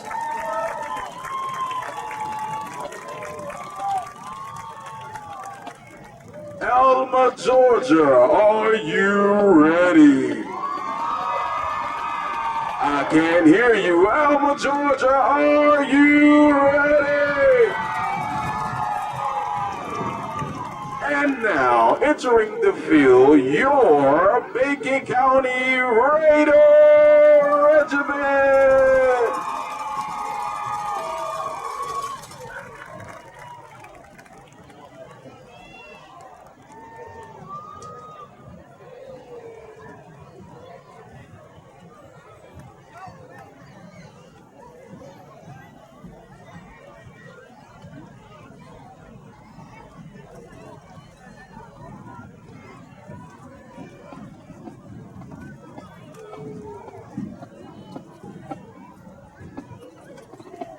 Under the direction of Mr. Will Garrett, Assistant Director Jamie Garrett, Percussion Instructor is Malachi Christopher, Guard Instructor is Rachel Seifels.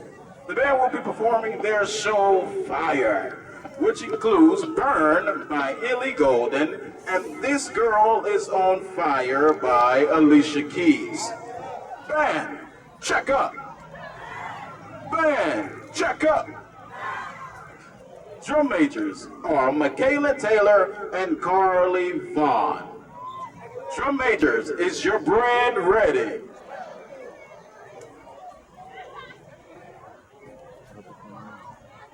You may now take the field for your performance.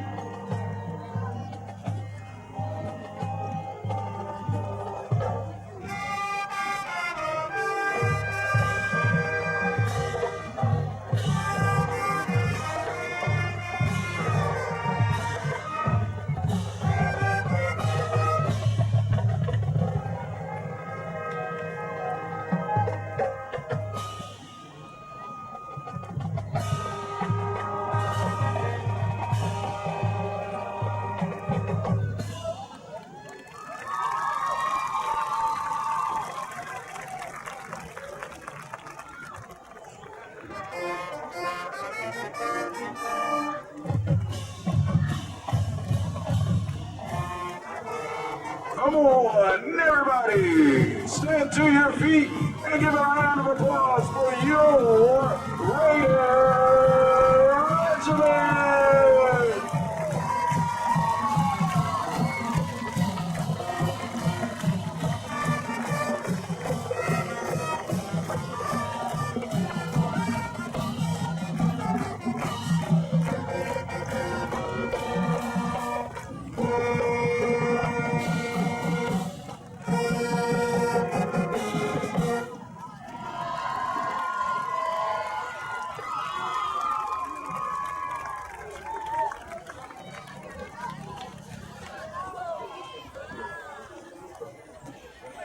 Raider Nation, let's give the Raider Regiment Band another big round of applause. Great job, band.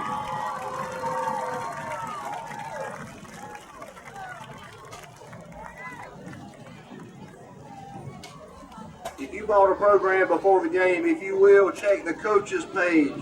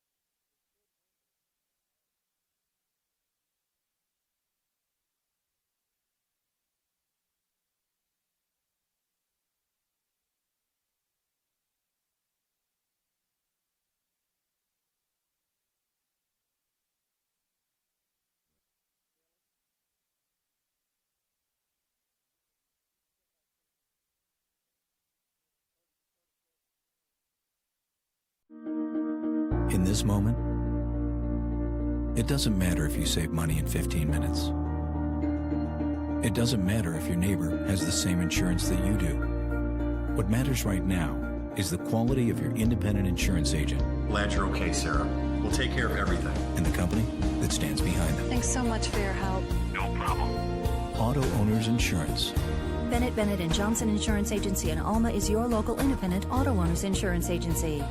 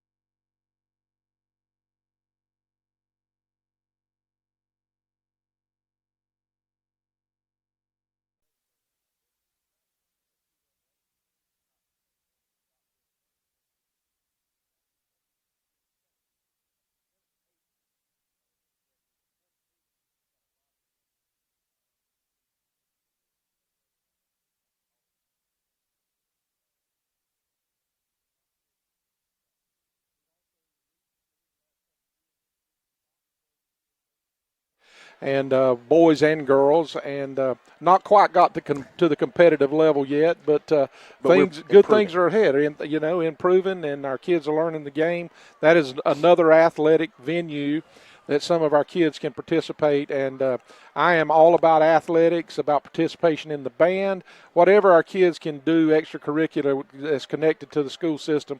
It just helps them socially and every other way. Learning to compete as a team helps them in every other way in life. Well, we're about to get this game started off. I want to mention some of our sponsors. I want to thank Reggie's Paint and Body Shop, a new sponsor for us. Reggie's a great guy. If you need body needs, he's the one that I use for my body work. And if you have a body repair, Reggie's always does you right. He's quick. He does super work. He's been in the body shop repair business himself now for about 20 years, not as a private owner, but he's got a lot of experience if you can use him. Also, Richmond Baking, Huddle House. Huddle House always listens to us on Friday night, and we're ready for a kickoff. And Telfair County is kicking off to Bacon. And it's going to be kicked deep to Legondrick Snell, and he's going to take it right up the middle in the little wedge, and he keeps going up the middle, and he twists and turns as he gets back nearly to the 40. I believe that may have been Ayrton Moore. It was on that far side.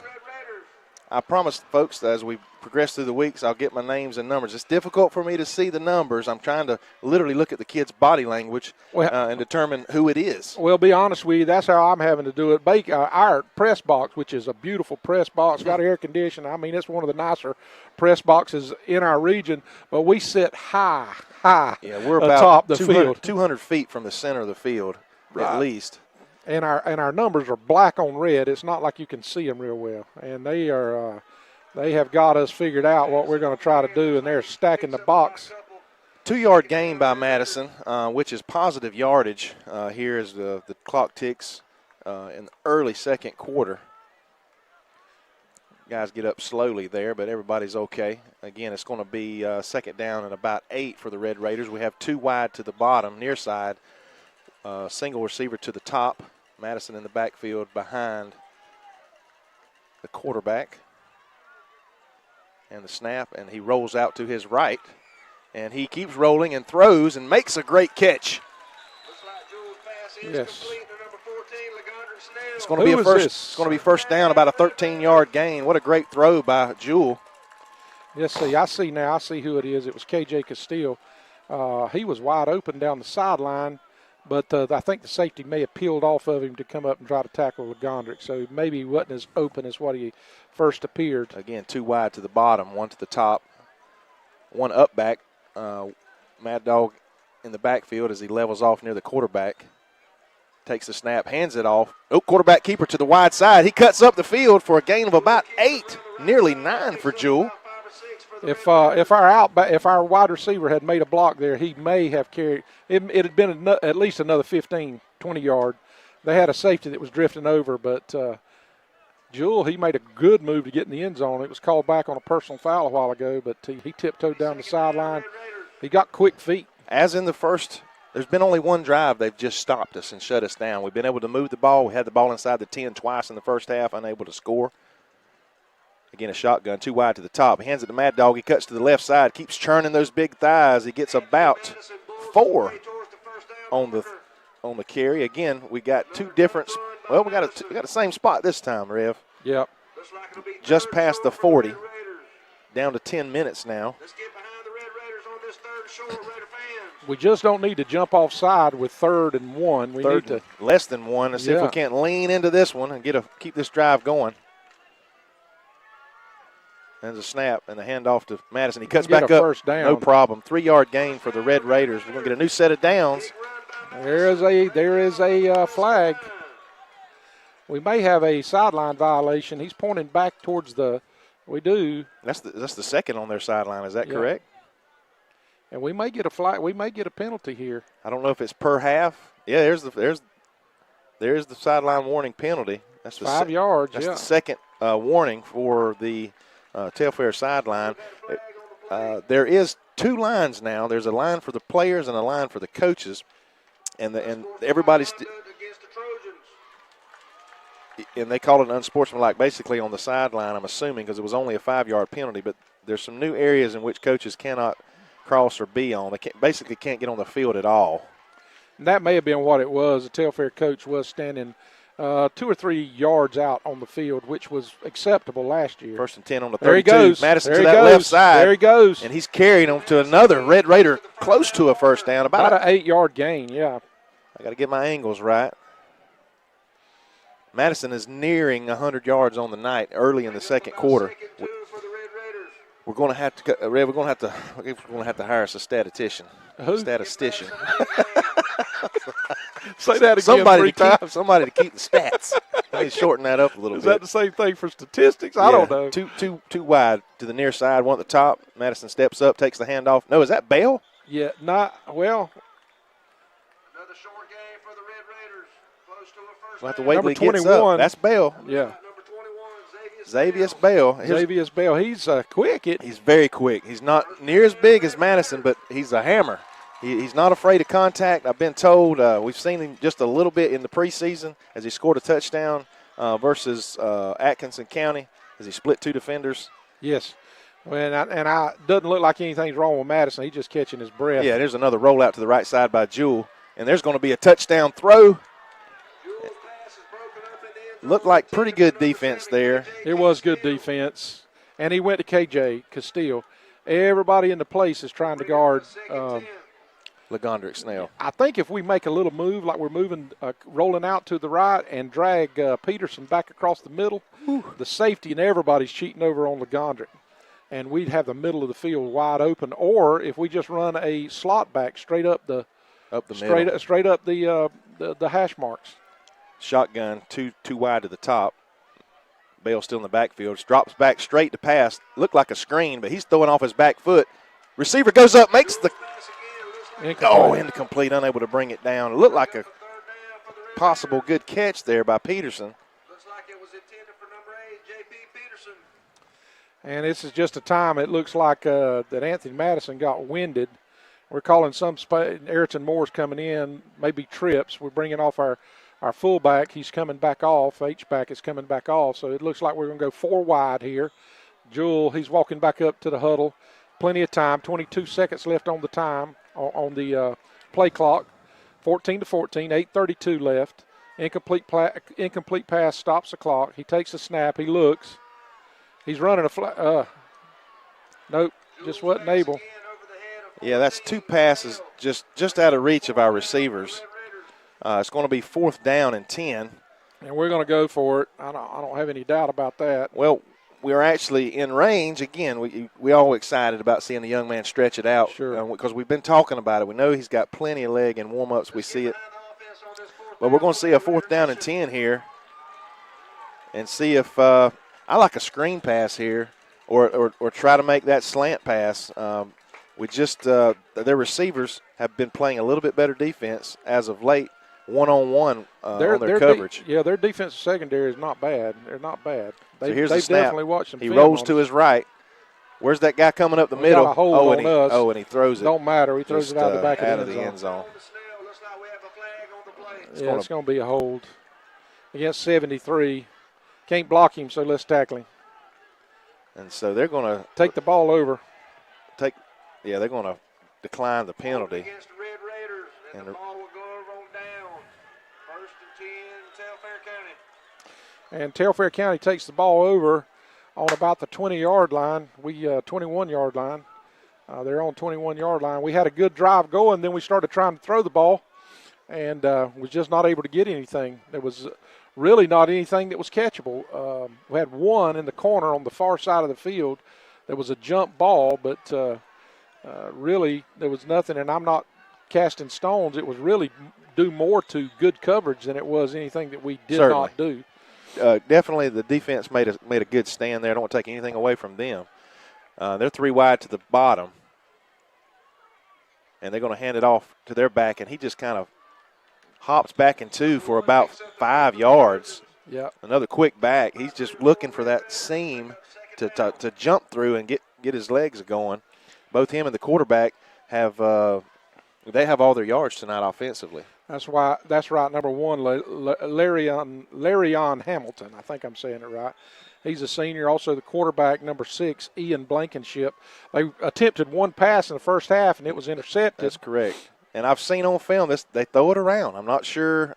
Maybe that's what they're going to start to possibly do here in the second half. We're going to get him on the corner. Oh, my goodness gracious. We missed a tackle for a loss, but we were still able to contain him. Let's see if we held him up. Looks like they're from where we're marking it over here. Yeah. It's going to be short. I don't know who that was that come up and whiffed, but we had a defensive back just come up, and I don't know what that was. He went low looking for an ankle. I don't know. It was just a bad angle. I think you said it earlier, maybe. Wow, we just poor decision there. Yeah, 3 wide to the bottom, creeping up the defensive end to the left, and there goes the quarterback, and he cuts it up. First down. And they get a big push off their offensive line on that right side. That offensive line likes for their quarterback to run it. They block for him, I'll be honest with you. Got a couple defensive subs coming in. Looks like Will Richardson's coming off and Jesus Brown's going in. Bloodsworth, he was trying to run off. Now he's running back on. Under 7 minutes here left in the third period. 14-14. We really need a stop here to keep them from flipping the field position on us. 3 wide to the left. They got to spread out. They hand it off. Oh, he good gets play, stuck KJ. by the middle linebacker. Yeah. 33. That's the kind of tackle that coughs the ball up. KJ Brown brought the hammer, and they're helping their running back up off the ground, and he's limping a little bit. He got hit. They won't take many of them. That's a football play right there. Yes, it is. That's just your strength against my strength, and see which one of us is going to win. 2nd and 9 now for Telfair. Again, only 1 attempted pass in the first half and was intercepted, but you got to think they're going to whip that out anytime now. Here it comes possibly. And the quarterback, no, he keeps it and runs it outside. We wrap him up, and he's tackled in the backfield. That's a good play. That we had that sniffed out. That's the way to bow you back. That shows good coaching and preparation during the week. Right. When you see that running back come way wide to the left and nobody's to the right, and that quarterback is so athletic, they just anticipated that play, and the linebacker was there to make it. And we grabbed hold and held on. Who was that on the far side over there? I thought it was a loss, Reb, but it wasn't. They say he got back to the line of scrimmage. 3rd and 9 now. A passing situation.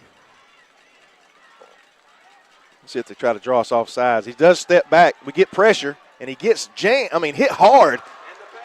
No penalty. It's going to be 4th down and 9. Castile made a big hit on the quarterback, but I got no idea where our safety was then. Well, he just got beat. But how do you get beat on 3rd and long? How do you do that? I don't know. He had his eyes in the backfield, I imagine. That was the exact same play they ran against the Jeff Davis team a couple of weeks ago. One of the scoring plays they had from about 40 yards out instead of 70. We're going to see a punt attempt here by Telfair. If that ball had not been overthrown, that would have been 6. Oh, it's touchdown. That's exactly right. But it was 5 yards deeper than anybody. Thankfully, it was the pressure by number 7. Yeah, Castile did pressure the quarterback. Quarterback must go down, and he must go down hard. And here is Snell. He's going to take this. Oh, it's just kicked. Not a very good kick at all. It's coming out of bounds. You're talking about a 20-yard punt. They're so scared of Snell that he kicked it off the side of his foot. I could even hear it from up here, the thud. I think he kicked it on the tip of the football. Sure did. Well, we've got a Burt CPA timeout. You're listening to 93.5 The Eagle.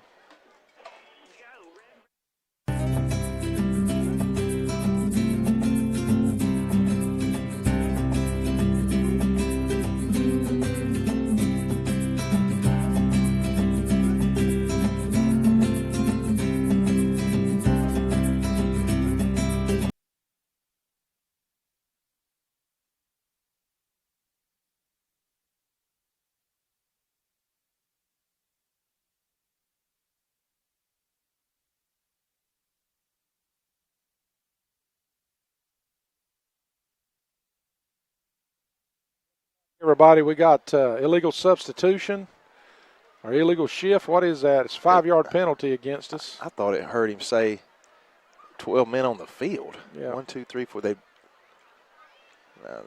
They're trying to figure out what the call was themselves. It's going to start off 1st and 15 for the Red Raiders as the ball is placed on the 39-yard line. Cooper Brown back in at quarterback. Raiders really need with 4 wide now. Madison steps up near the quarterback. He's going to take the handoff, and he's going to cut up the middle. Struggles to get back to the line of scrimmage. They got a guy that's struggling to get up in the backfield. I think he kind of clipped over maybe his own man. Either that or it was a cramp. That's 73. He's giving us a fit. He's dragging his right leg. Looks like maybe cramping issue a little bit. Well, Coach, we talked about it at the end of the second quarter. This could come down to the team that's in the best shape. Yep. And their defense has been on the field a lot of the time this game. Yes, they have. We're emptying the backfield as Madison goes in motion. And there's that little wide receiver screen, and he cuts out to the left side and stays on his feet to get about 5 yards. So it's going to be 3rd and about 9, maybe 10. Yep. Nearing 4 minutes remaining in the third quarter. He's going to give us a little bit. You're right. It's a long 8. Yeah, they're calling it 9. It's a good call. After that 5-yard penalty, that was about and we had did we have a loss or just back to the line of scrimmage? So about a 6-yard About a gain. 6-yard gain. 3rd and 9, under 4 to go in the third quarter. Cooper looks over the defense. We have tried to split them out. Legondrick's here and we take Madison and put him in motion again. Over the middle. My goodness. Moore has struggled catching the ball. And that hit him in the worst possible place. In the hands. In the hands. Yeah. That was a first down for the Red Raiders. Right up the gut. We're going to bring out the and there was the hash mark that I was talking about. Yes. Run the guy right down the hash. A punting situation now where Bloodworth will have that. We got Ronaldo to punt for the Raiders. I'm sorry. We need good coverage here. I would kick away from this guy, too. Yeah, there's a lot of green grass over here. Sure is. On this right side, but they punt back to the left side. Oh, it does drift back to the right, and we're going to stop it on about the 29. And the Trojans are going to start over just about where they ended their last drive. So the Raiders are going to have to dig in once again, 14-14. The game started out as if it was going to be high scoring. Slugfest. And now it's just back into a few mistakes by both teams. That's really causing some issues as the Raiders started with a penalty their previous drive after the punt, starting 1st and 15. That never does a team good. Well, we got 3 minutes and 33 seconds left in the third quarter. We've got about 18 seconds left on the play clock, plenty of time. Coach told me the first of this week, if we can contain the quarterback, we're going to win. We can win the ball game. And he didn't guarantee. He said we can win the ball game, but this is when we're going to have to contain this guy right here, the latter part of the game. Because he's going to try to – oh, what a great tackle. Great play by KJ. So fast off that corner. He is fast. And I'm noticing some of their players beginning to cramp up on them a little bit. They're starting to move a little bit slow. You made a good point that their defense has been on the field a lot. And we hear about that, even when you're watching college and pro football. One of the big things now in college football is constant substitution. Mm-hmm. And I'm convinced that a few years ago when Georgia was playing Alabama in the SEC championship, it was the fact that our defensive line give out the last 5 minutes. It cost us from beating them. And going to the championship Going game. to the championship against Notre Dame where we would have. Beaten them like a drum like they got when they got there. Yeah. Oh, good great play by, is that Jesus Brown? Jesus Brown knocks the ball down, which is going to bring up a third and a long 9. 2 minutes, 47 seconds left in the third quarter, I'm sorry. Now, Raider Nation probably knows this by now, but our Red Raiders have been practicing for the last 2 years and 3 years, and they still practice in the morning, 3 days a week. They start at 5, they end at 7:30, so they're not out in the heat all afternoon in the afternoons. And there's a mistake by number 7. He's played so well, and he's just got a little bit too much of a a hurry. A little over aggressive there. It's going to shorten it up. It's going to be a 3rd and 4 now instead of 3rd and 9. I hope it don't hurt us right here, Brent. But what I was getting at is hopefully we'd like to think our legs are a little bit fresher than these guys that practice in the afternoon. We hope that's the case. Well, when you got limited numbers, we're one of the smaller AA schools. When you got limited numbers, I think that's just smart. Your players are out when it's 80 degrees in the morning rather than playing when it's 95 and just taking a wear and tear on their bodies. 3 wide to the top. Quarterback is going to fake it and go up the middle. He is going to have the first down. Yeah, they spread us out. They just spread us out like they did before, and instead of coming around to the near side, he runs straight up the middle where there was that was a hole. Penalty killed us. That penalty really hurt us. Penalty hurt us. It's going to be 1st and 10 with 2:39 on the clock as it stops for the first down. They're at the 44-yard line. We're in a dogfight, Brent. We're in a dogfight. This team is not sloppy. They've not had near the penalties that we've had. We played somewhat sloppy with unforced errors. An aggressive error is one thing, but an unforced error that's correct. You just can't have it in a close ball game. 2 wide to the top. It's going to be a handoff to the quarterback keeper, and we missed a tackle. And he just drives. There's the 625-pound squat legs from the quarterback. Instead of a 1-yard loss, it's a 4-yard gain because we had him in the backfield. You got to wrap that young man up.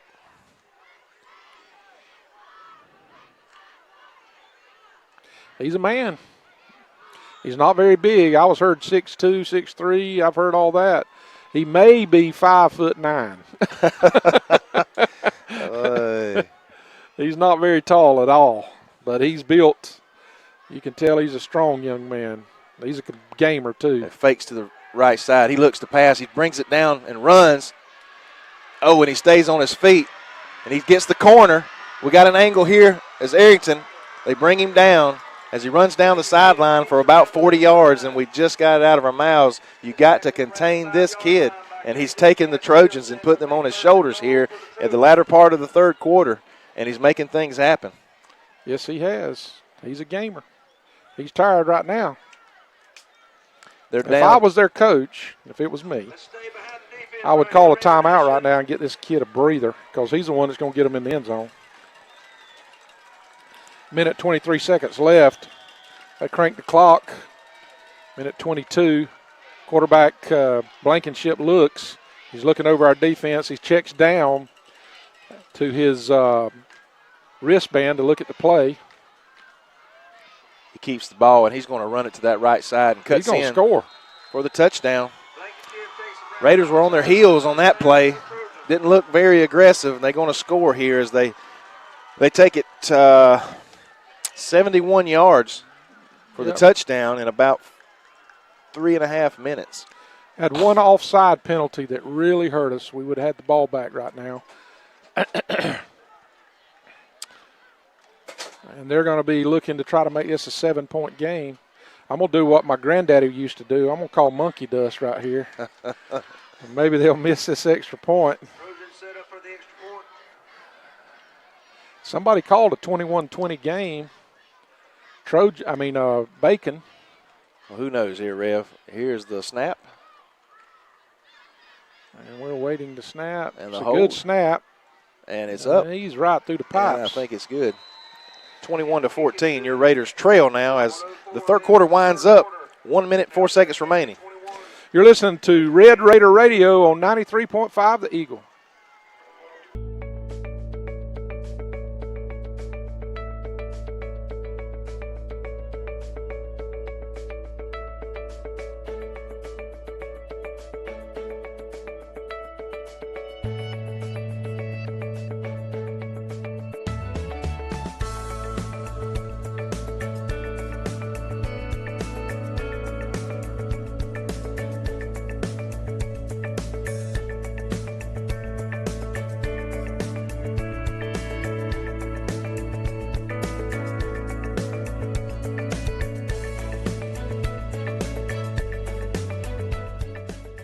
Shop, Bacon County Hospital, McDonald's, Pineland Bank, and Sips and Such Cafe, Burt CPA, DQ Grill and Chill, Coastal Pines Technical College, DLE and Sons, Shorty's Barbecue, and Newberry Paint and Body. We appreciate all of our in-game sponsors. Be sure and go to our sponsors and do business with them. In a small town, they get asked to do a lot, and we need to support them by doing business with them, making sure that we stay in town to do our business. Rev, what scares me about a kicker this close to the ball is an onside kick attempt.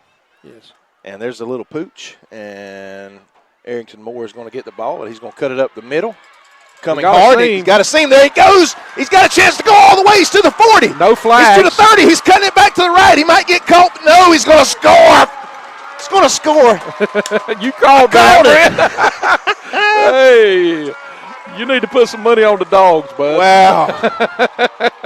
Well, when I call softball games, when the home run hitters come up, I kind of hint to it every time, just in case, you know. That way you can say you called it. That way I can say I called it. We needed that. I mean, you expect it from Legondrick, maybe number 7, but I tell you what, Shady, he's a fine young man. He's in my 4th block class, very respectful, and he showed a lot of speed there. Tell you what he is right now. He's a touchdown hero. Hero. You gotta be a touchdown hero. To get along with all the pretty girls or something like that. All right, we want 21-21 right here, right? Yeah, no monkey dust here. Here comes the snap and the hold, and it's up, and it's good. Splits it. 21-21 is the Raiders. And we're going to have a penalty on the kickoff. We got a roughing the holder right here. It's going to be a personal foul. At least that's what it looks like to me. I thought I saw Cooper getting up a little bit. Now we got 2 flags right here. I'll tell you this, if that's the case, that's going to give us really good field position. And I know that it's just a tie score, but I've been told that Ronaldo kicks an excellent onside kick. Yep. So who knows? Personal foul, roughing the kicker. But the Raiders should be in business here. We should, with Bloodworth's ability to kick it deep. You know, with obviously now we have a chance to kick in the end zone. I don't. If we're not going to do an onside kick, I'd try to kick it just as far as those signs would let me right here. That's correct. Or if we were playing Pierce County a few years ago, maybe he could kick it through the uprights and we could get 3 points. Undoubtedly, the very worst call that I have ever seen. That was crazy. That was crazy. Was that Jay Jackson that kicked that? I believe it was Jay. Straight toe. Jay is working at the sheriff's department now. He's going to make a career out of law enforcement, That's awesome. I think. Yeah, I'm proud of that boy. All right, the He's Raiders just waiting to get 21 so he can tote a gun. The Raiders are going to kick from the 45 of Telfair. So we're across the 50, just beyond the BC. And, Coach, this is the time to attempt an onside, and you're not going to get and they're preparing for it. Yeah, they are. They are ready for it. And this is Ronaldo. It's not Bloodworth. And he does kick it deep, and it's going to go out of the end zone. It's all right. And they'll take over on the 20-yard line. Turn of events here with just a few seconds left in the third quarter, 21-21. Deciding football. basically 52 seconds left. And our defense needs to come. We need to, instead of letting this guy break these tackles, this guy that squats 600 pounds, we need to drag him down. And got an interesting score right here. 7-6 Ware County at halftime. That's an interesting score. Ware County, who took it on the chin against Glen Academy last week. Coach Stevens has had a wonderful run there at Ware County with a lot of wins and going deep in the playoffs, but his nemesis, his kryptonite has been Glen Academy. He beat him 3 times in a row, but everybody expected a walk away with Coffee tonight, but as always, that Coffee-Ware game's a slugfest. 7-6 Ware at half. 21-21 here, shotgun for the Blankenship. And we got a motion penalty. This is coming back. Yep. And they need to blow the whistle before somebody gets hurt there. Their wing back went in motion. He took a step, and it was an illegal shift called by a referee, which was a correct call. They got us at the beginning of the game. I believe it was the second play of the game. We had an illegal shift. I don't know how I remember that. I can't even remember. Yeah. Can't remember a lot of things, but I remember that play. I know this is water under the bridge, but I was speaking with a gentleman outside the box during halftime, and he is a referee himself, certified. He said, that slant that we had, there was an interference. It should have been called. It would have been first and goal from basically the 1 foot line, which kept the Raiders out of the end zone. Well, everybody in the stadium knew that was an interference, I think, except the guys on the field. All right, 2 wide to the top, 1 to the bottom for Telfair. 1st and 15 after the penalty, and they're going to bring some pressure up the middle, and they catch him in the backfield. Yes. What a great play by the defense. That was a good play. Let's see, who was that? That was Bloodworth. It was initiated by Garrett Anderson. He blew it up. He spun off of Garrett, but then Bloodworth cleaned him up and dropped him again, and now we got second at about, 17? This is what our defense was able to do last week against Pierce when we just pinned our ears back and made things happen. We're running a little bit off of emotion. We were down. All of a sudden, momentum swung, and then that long kickoff, it appears that momentum has swung back our way. But I'm telling you, Telfair County is not something to sneeze at. This is a tough little football team. Quarterback takes it, and no, we don't need to let him outside. We don't need to let him outside. He gets about 5 as the whistle blows on the end of the third quarter. It's going to be 3rd and long as we return in just a moment. Yes, you're listening to Red Raider Radio on 93.5 The Eagle. He gained about 11 yards.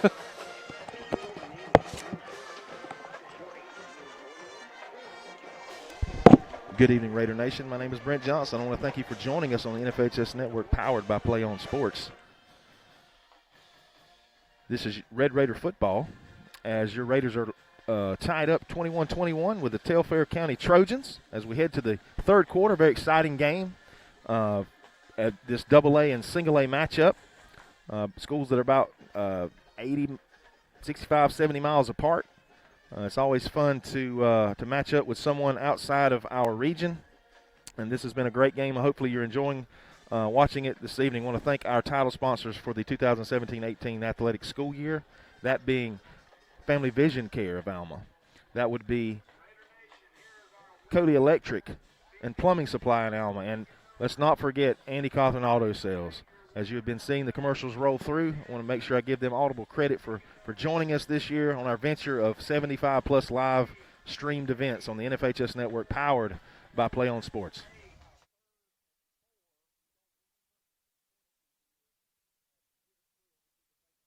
And just look for number 6 to have the ball in his hands. He is as advertised, Brent. I've not seen him throw the ball around a lot tonight. He missed a long touchdown pass, and he's had an interception. He's not thrown the ball much, but boy, takes 2 or 3 guys to bring him down. He's a man. Well, he's a football player. Yes, he playing is. at the quarterback position. That's the only other way to describe it. I got a feeling this kid would be he would be an all-region linebacker if he played linebacker or whatever position they put him at. He would succeed. He's just that kind of kid, looks to me like. I got a feeling he's got a little brother here in the 9th grade with the same last name that will probably try to emulate his brother as he gets older. And there's a handoff. They're going to hand it off, and we get, got him in the hole. He gets hammered. Sure does. It's going to be 4th and 4.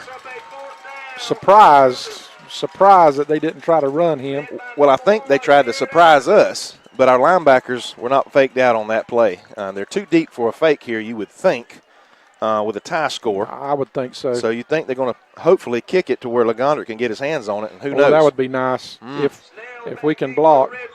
Number 26 is checking in for us. Number 26, Ethan Benton, who's a sophomore, he checks in. They're barking out signals. Castile is telling everybody what to do right here. He's pointing, making sure that we don't have a fake right here. They're trying to get us to jump. They're going to punt it. And this he is a kicked terrible punt. Terrible. And it's going to be out of bounds. We're talking a 5-yard punt, folks. I'll take it. I'm looking at the sticks. Excuse me.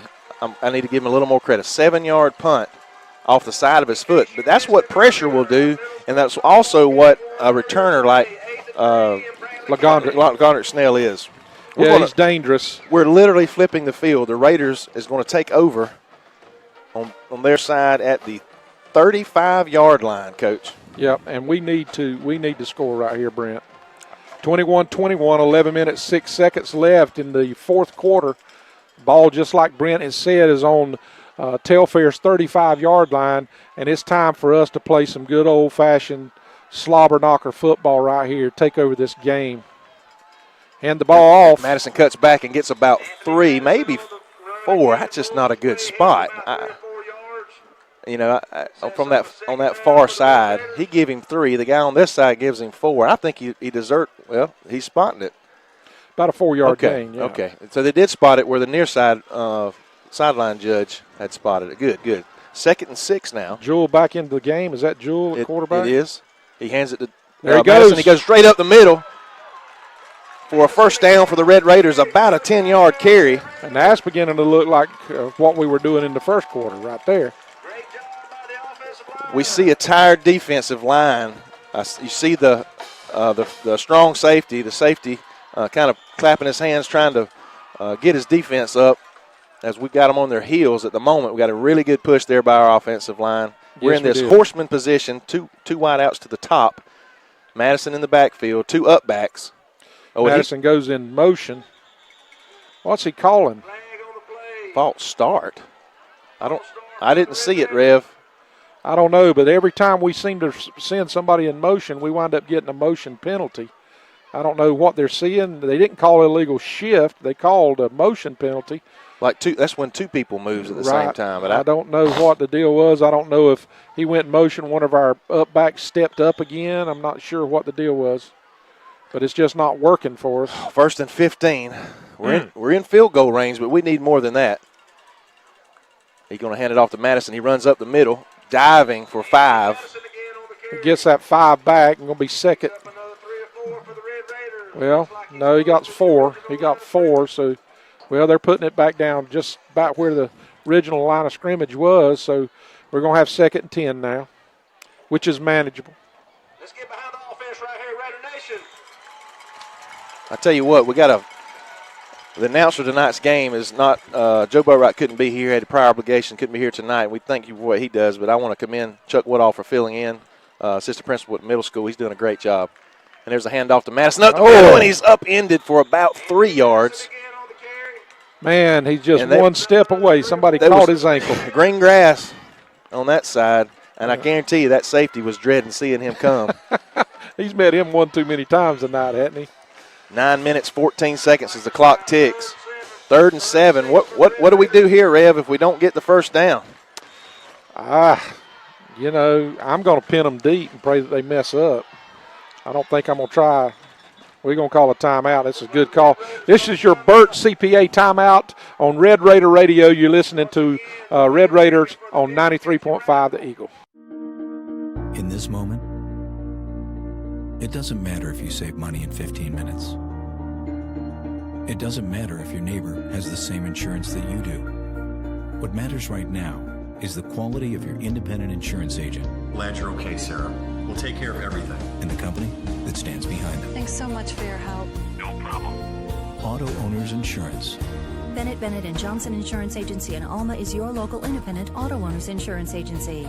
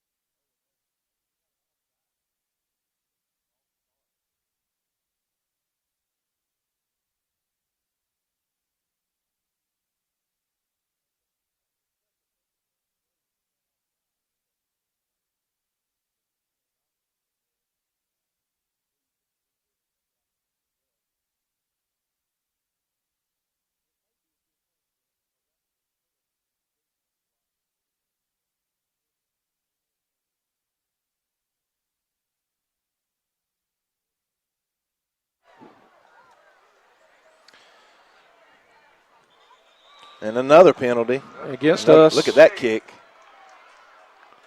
Huh. Against us. Wow. Yeah, now the fans are getting involved. They didn't see it. I didn't see it. Did you see it, Rev? Yes. You're not supposed to say that. I saw it. I'm asking the preacher to lie. You believe that on live I saw it. radio? We're trying to bring them off sides by one of our linemen dropped his tail after already being set. Well, before this is over with, we might actually see the length that that Ronaldo has here. We're looking at a 30-yard extra point here for Ronaldo. NFL now. And it's a high snap, and it is blocked. And they're not going to be able to advance it. I mean, we just sort of saw that coming. I mean, it was a high snap then, and that is textbook of how you don't do it. With 8 minutes and 53 seconds left, it's 27-21. We've left the door cracked a little bit, and it's going to be interesting. You're listening to Red Raider Radio on 93.5 the Eagle.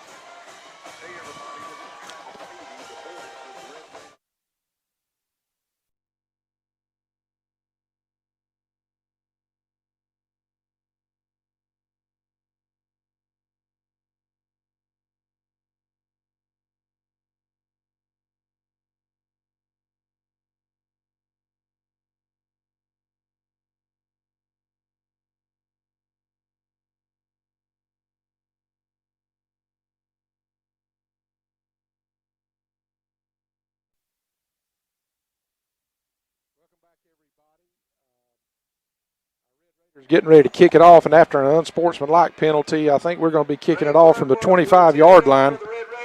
Just a touchdown, but if you can take the wind out of a touchdown, we've successfully done that. We've had an unsportsmanlike penalty in the end zone, and which is going to move us back 15 yards here.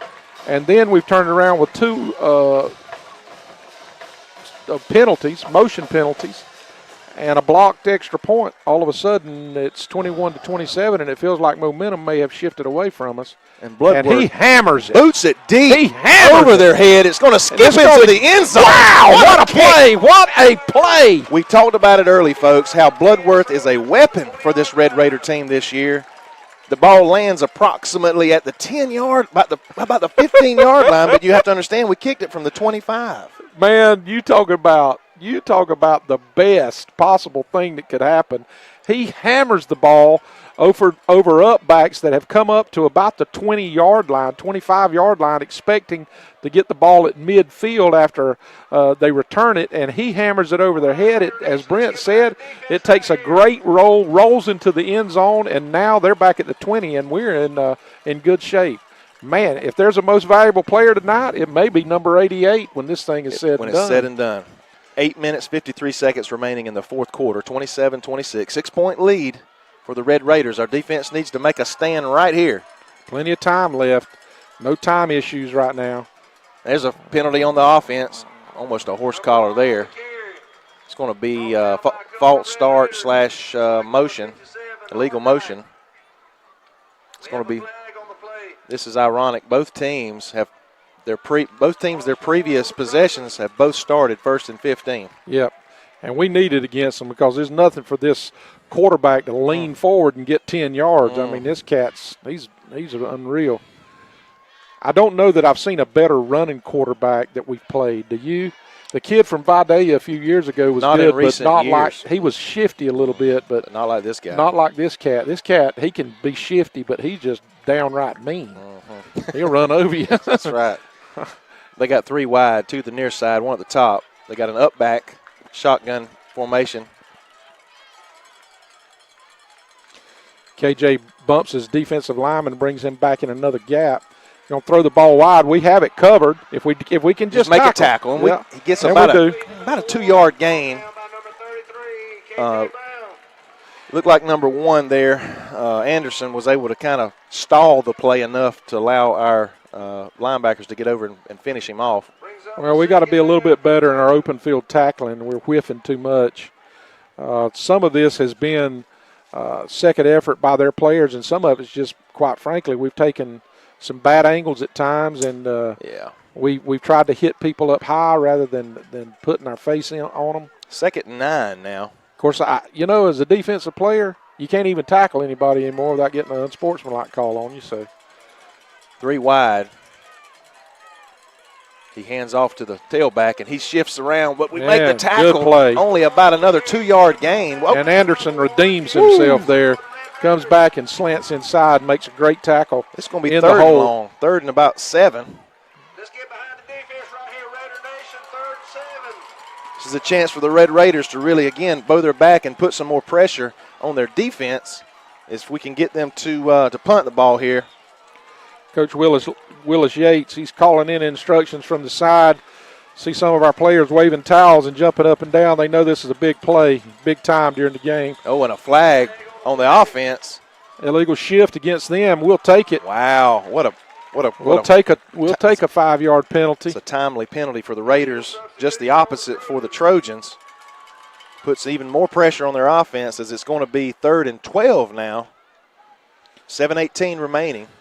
KJ Castile and KJ Brown, both linebackers, coming out shouting out orders, trying to get their defense in line, making sure they're turn around telling the safety, don't let them behind you, don't let them behind you. Bring someone in motion, they're going to turn around and fake it, and then they're going deep. And it's overthrown. Yes, overthrown. Good call. I saw it. I didn't think the guy was going to be able to get under it. He had just a little too much torque on it. It's going to be 4th and 12. You got to think they're going to punt with this amount of time left, Rev. He had a step on us, but it was not terrible coverage. McGondrick goes out, pats the guy on the head.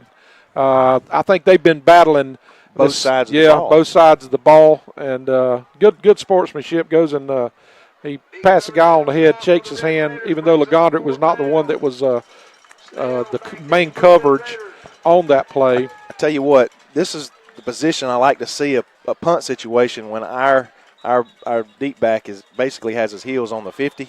And he has a chance. We have a chance to get some good field position here, Rev, if we don't make a major mistake here on this play. Coach Kyle Langford, he's pushed his hat back on the back of his head. He's not happy.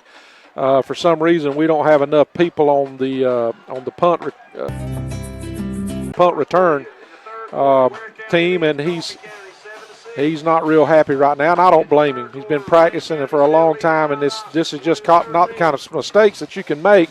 It's not unforgivable mistakes, but it did cost us a timeout, and who knows what's left the rest of this game. We that which is head coach, That's right. That's the life of a head coach. Well, the one thing you can take away from each game that we've played, this is being the 4th game, Coach, I believe that we have improved each game football-wise, X's and O's. Now, No doubt. We have improved. That's what you want to see is improvement. And compared to last year? And the mistakes that we've seen, Rev, is that they're correctable.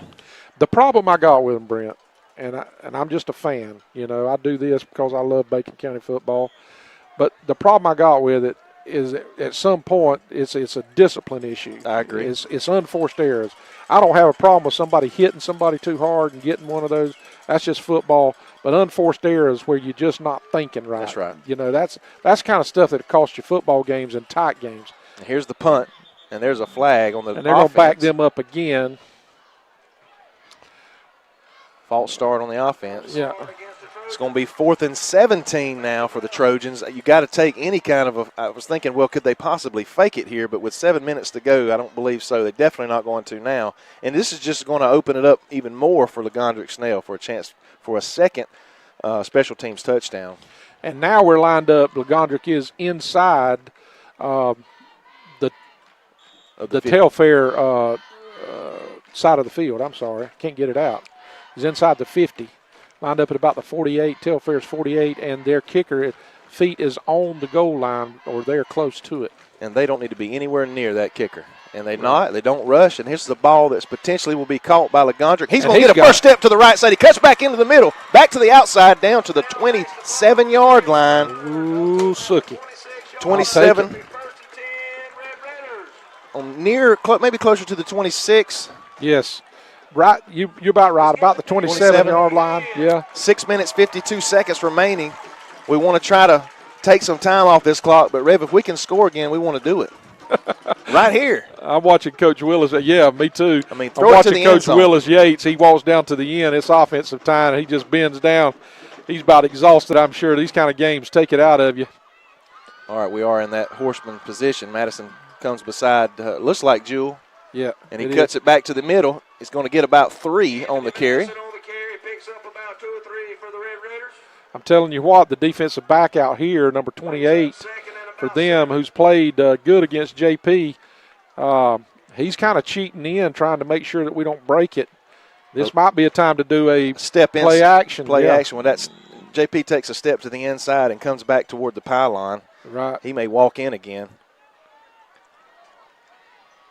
You got to think, though, we're going to run it until we have to pass it here. We want to see if we can't milk a couple minutes at least off this clock. Well, we got better yardage than I thought we did just then. We got about a 3 yard. It's a solid 3. Yeah. Backing that horseman 2 wide to the near side. Hand off to Madison. He cuts back to the right side and leans for about 2 more yards. Yeah. Maybe just a yard, depending on where the spot is. You got to feel like we've not tried a field goal. We may at this point. Well, are we tying a shoe? Yeah. It's going to be 3rd and a long 6 here for the Raiders. One of our players, number 12. If we are in 4-down situation, if he's made his mind up to go for it on 4th down here, you may see a pass here, Coach, and that'll probably determine. We got 2 wide, 1 to the top, Look 1 at to the the double bottom. coverage out on Legondrick. Certainly. And we are going to pass out to the right. JP, that is Shady. That's JP. Oh, it is, number 8. Yeah. I knew that because he caught it. Come on, Rev. Come on, man. Hey, tell Shady I said that. I will. And he's going to tell you, he's going to point his finger and say, he's going to say, watch that highlight Mr. Johnson's going to post on my return. Hey. I love him. I'm just messing. 4th down and 2 here. 5 minutes. Timeout. This is a Burt CPA timeout on 93.5 The Eagle.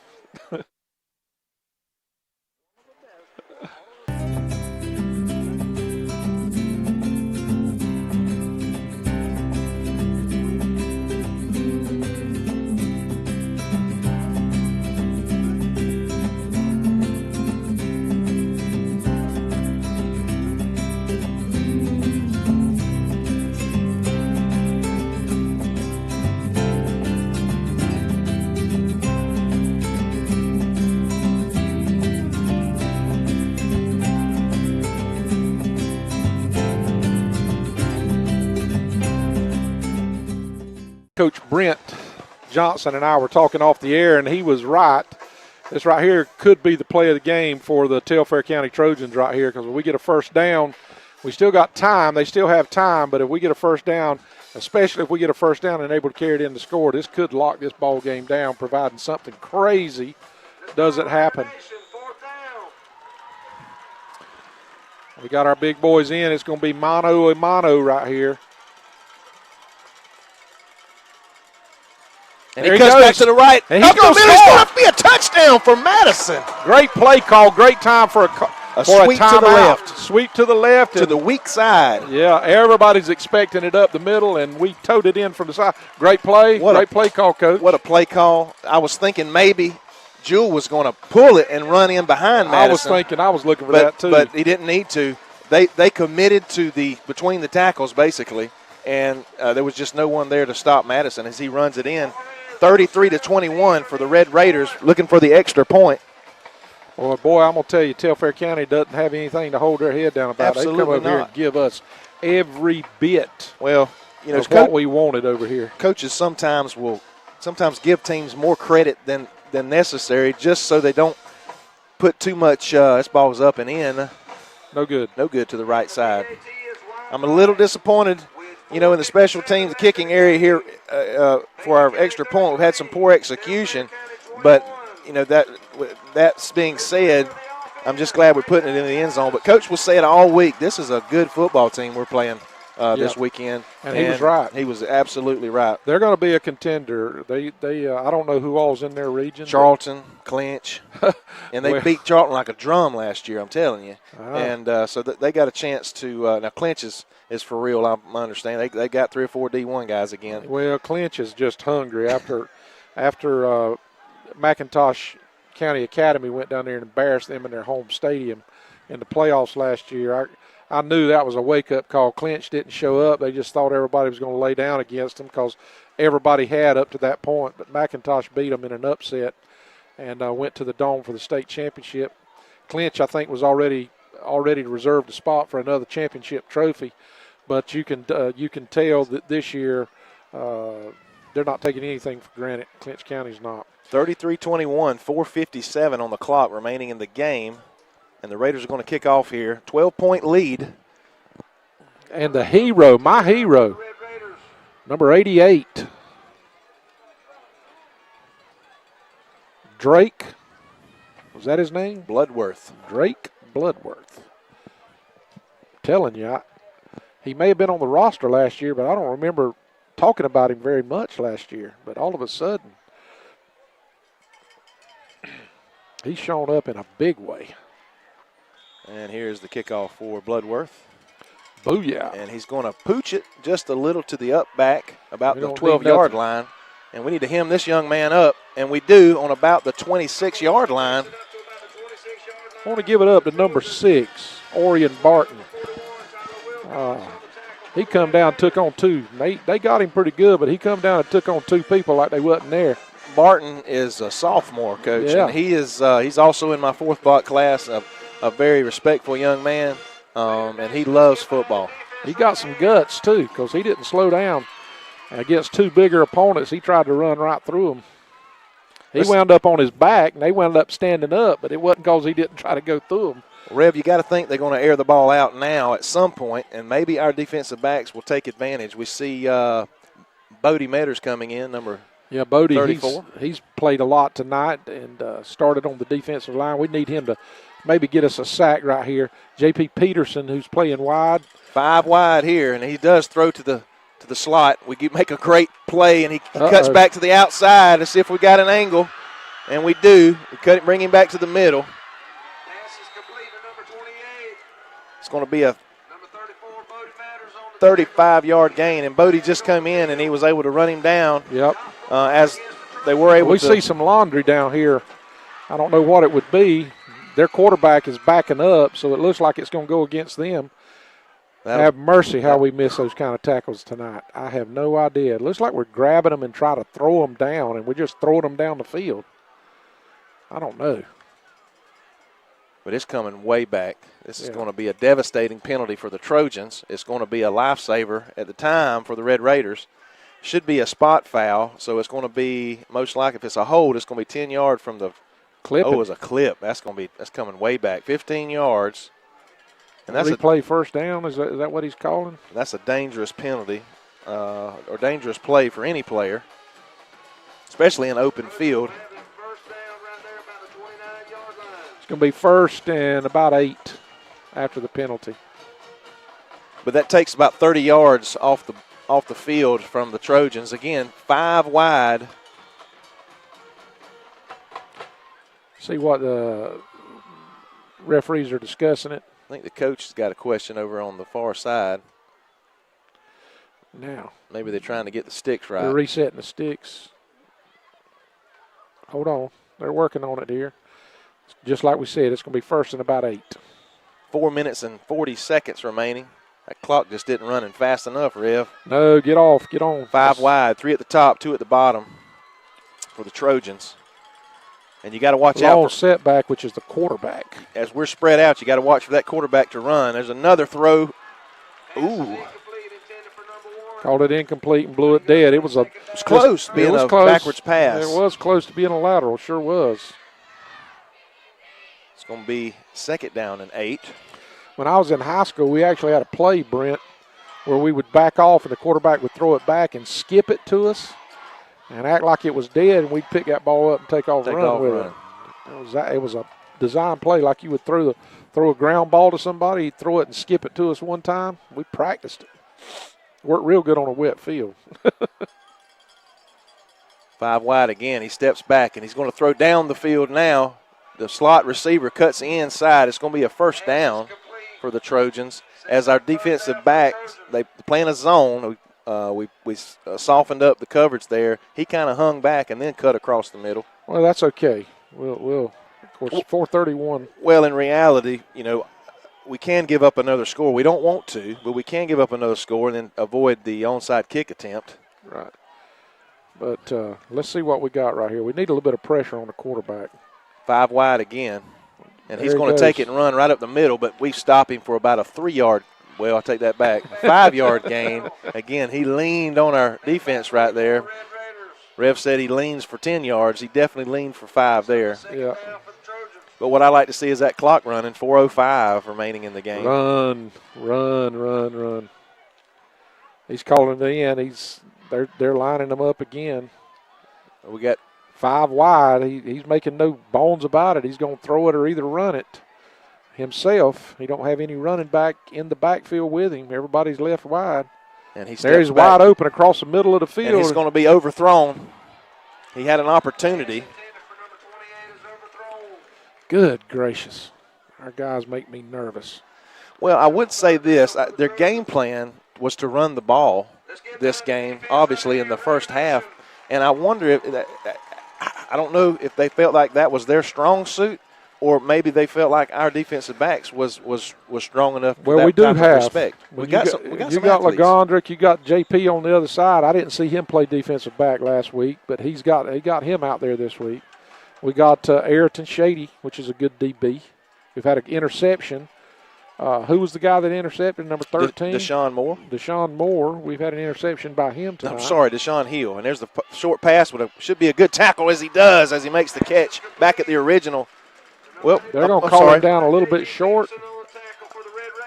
It's going to be close. We may have to have a measurement. 4th and short. I mean short. Bodie Metters is checking back in. Here comes Jesus. He's 3 coming minutes. back out. 3:25, and it's still ticking. Run clock. Ain't nobody left the stadium, Rev. I know. Good crowd for a Thursday night game. Sure is. Snaps the ball. The quarterback's going to keep it. He's going to be stopped by the linebackers on the corner. He leaned in at the last second. But you know what?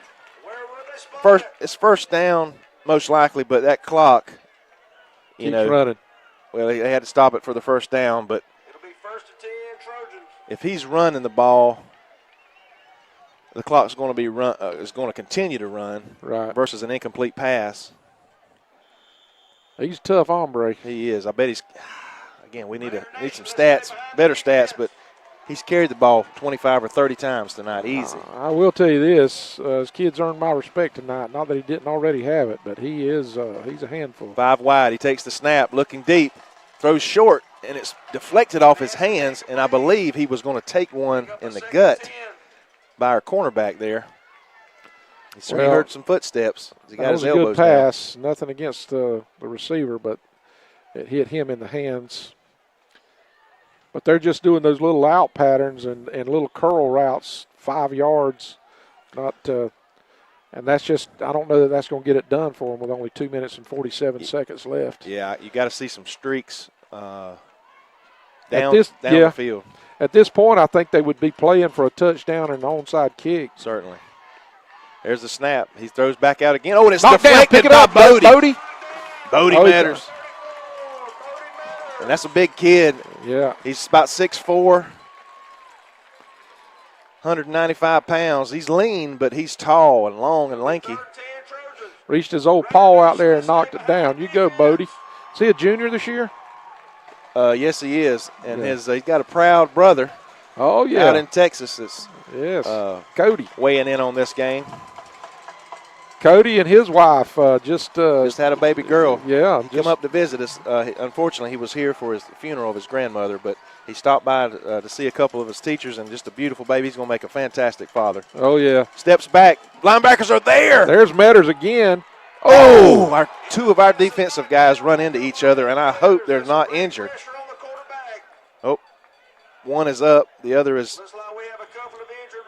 Yeah, they run into each other. Let's hope that they're okay. I think one of them is, I believe one of them, well, I won't call any names, the fact that they're possibly injured, but I think, I don't think it's anything major looking at it. Just hit each other hard and awkwardly. While the coach was out there talking to them, we're going to take a Burt CPA timeout. You're listening to 93.5 The Eagle.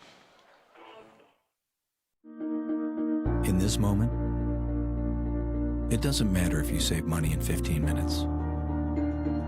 It doesn't matter if your neighbor has the same insurance that you do. What matters right now is the quality of your independent insurance agent. Glad you're okay, Sarah. We'll take care of everything. And the company that stands behind them. Thanks so much for your help. No problem. Auto Owners Insurance. Bennett Johnson Insurance Agency in Alma is your local independent auto owners insurance agency.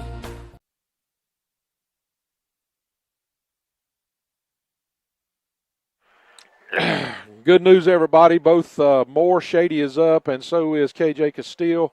The ball was tipped up. A great play again, 2 plays in a row by Bodie Metters. He just ate that quarterback alive and hit the ball and the quarterback at the same time because the ball called the ball that flew up in the air, and both of our players were going for it and run into each other. The positive out of this as well, this is 4th and 10 now. 4th and 10. This is probably the ball game here for Telfair. If they don't get a first down here, if the Raiders can somehow hold here, I feel like we can secure a victory with 2 minutes and 38 seconds remaining. Big play right here for us. Let's get off the field, guys. Let's get off the field. In the shotgun, 5 wide once again. He steps back to pass. Very little pressure except for now as he rolls out to his right. He's got to get rid of it if he's going to get the first down, and he's not going to make it. And he is stopped. The Red Raiders are going to take over with 2 minutes and 28 seconds. Good play by our Red Raiders. Congratulations on a great play. Fans are on their feet. Yes, we're running our offense back on the field. And I look for a steady dose of we're going to run it straight ahead right here. And we're going to milk that clock as we can see it on both ends. We want to take all the time off the clock that's possible. 2:28 left in the fourth quarter. Your Red Raiders are leading 33-21. It's been a slugfest. And I tell you what, our Red Raiders, I can't be more proud of them for what they've done and the effort that they've given tonight. We got sloppy there for a little while. And Jewel takes it. Yeah, just stay down on left. the ground. We're not interested. And I'll tell you what we're going to do. We're going to go down to the BRENTJOHNSON sideline report with Joe Hayes. Joe, tell us what the mood is down there on the sideline. I know you're down there in the middle of what's going on down there. Tell us a little bit about what you're seeing on the field. Well, this second half, we've come out here, and I tell you what, we've had a little fire on our side of the sideline, and it's been a good ball game. Both sides, defensively and offensively from both teams. And it's just good old hard-nosed football, but it's bounced our way a little more than theirs. And, we got 33 points on the board to their 21, and I have to hand it to our defense. They've stepped up here and made some big plays, and we're just counting on our offense now to get a first down and keep this clock going where we can wrap this up. Thank you, Joe. We appreciate that. That's your Bennett and Johnson sideline report. Our eyes on the field, Joe Hayes. We appreciate what he does for us every Friday night. He's also the president of the Boosters Club, isn't he? He sure is. Yeah, he works hard. Boy, he works. How many kids they have now? They've got 8 now. They are foster parents. I think they have they got 4 foster kids at this time. On top of 4 kids of their own? That's correct. All right. Jewel's going to take a loss here, but the clock is going to continue to run at 2 minutes and 12 seconds. We're not worrying about an exchange here. As you can tell, we're taking the snap at quarterback position. Some might say, well, are you taking it a little too safe or being a little too safe here? But I don't know if you can be, as that should be Telfair's last time out. It is, and then we're just gonna let it run down.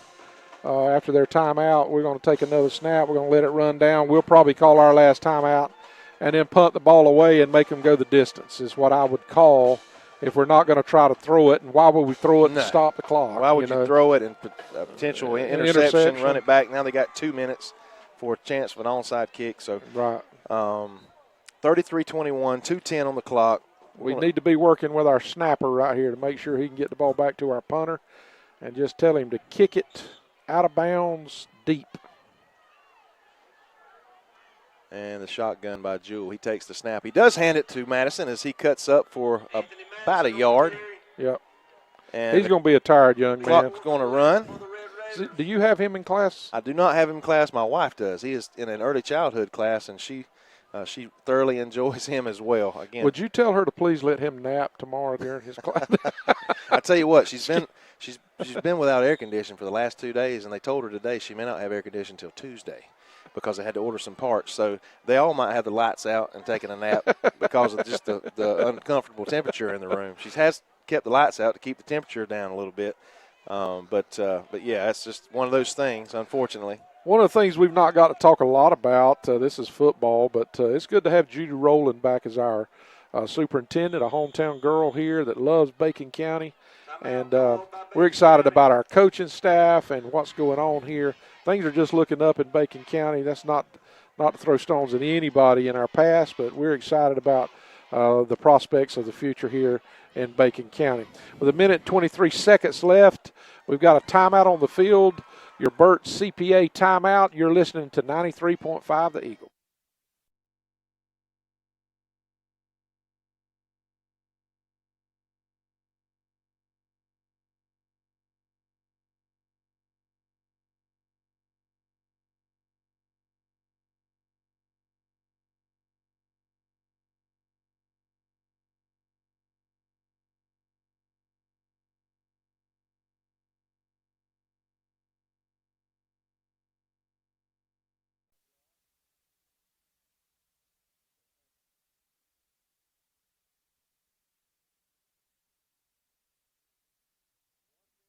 Three seconds left. 33-21. Your Bacon County Red Raiders on top. Just want a good snap. Punt, yeah, we're in punt and good snap. And we punt it and get it away. And we're going to let it roll. We get a great baby roll. Oh, baby, go. And die Look right at this. there. Stop. And it does on the 2. That's going to be a 70-yard punt. What's the record here? That's got to be close to it. And was that Ronaldo? That was Ronaldo. Ronaldo Juarez. They sold out to block the punt. No one back deep, and Ronaldo punts it. 62. I gave him a little more credit than he deserved, but 62 pins him at the 2. 1 minute 10 seconds remaining. Hopefully that's the nail in the coffin right here. I just felt a little bit of a sigh of relief. I believe so, Coach. It's hard. Stranger things have happened. We've seen it on the gridiron before, but we just can't let anything get behind us. Fortunately, we're up. We're up by 11, 12 points. So even if something crazy happens here and they get it in the end zone, we should be okay.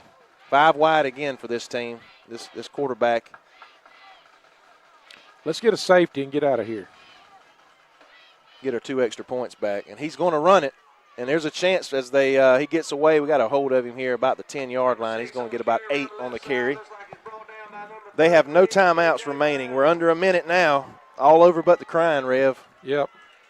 The fat lady is about to sing. 54, 53, 2, 1.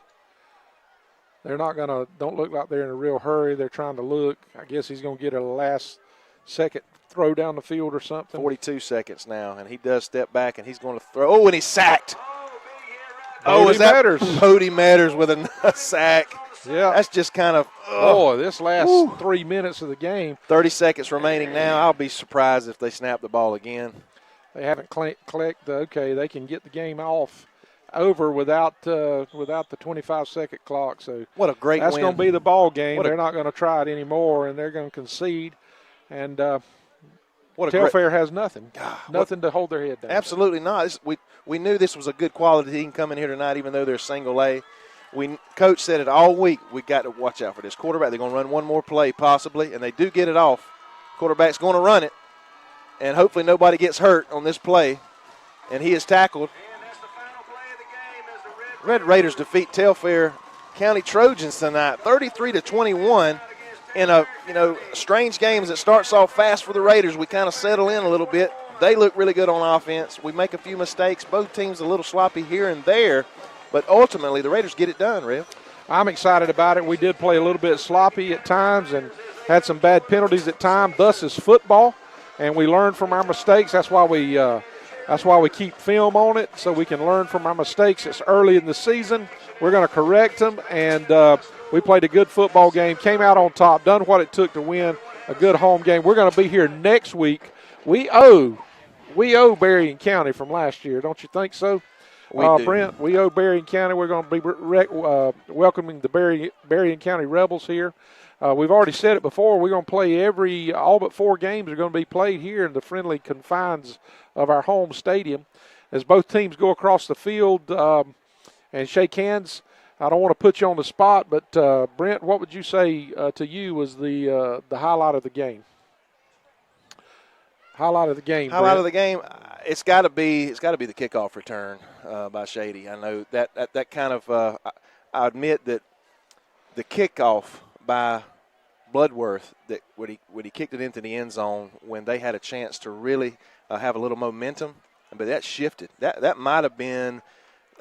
I'm gonna say that's the play of the game, Coach. I believe I will. I'm gonna change my mind. I'm sorry, Shady. That was fantastic, and there'll be a highlight for it. I promise you, buddy.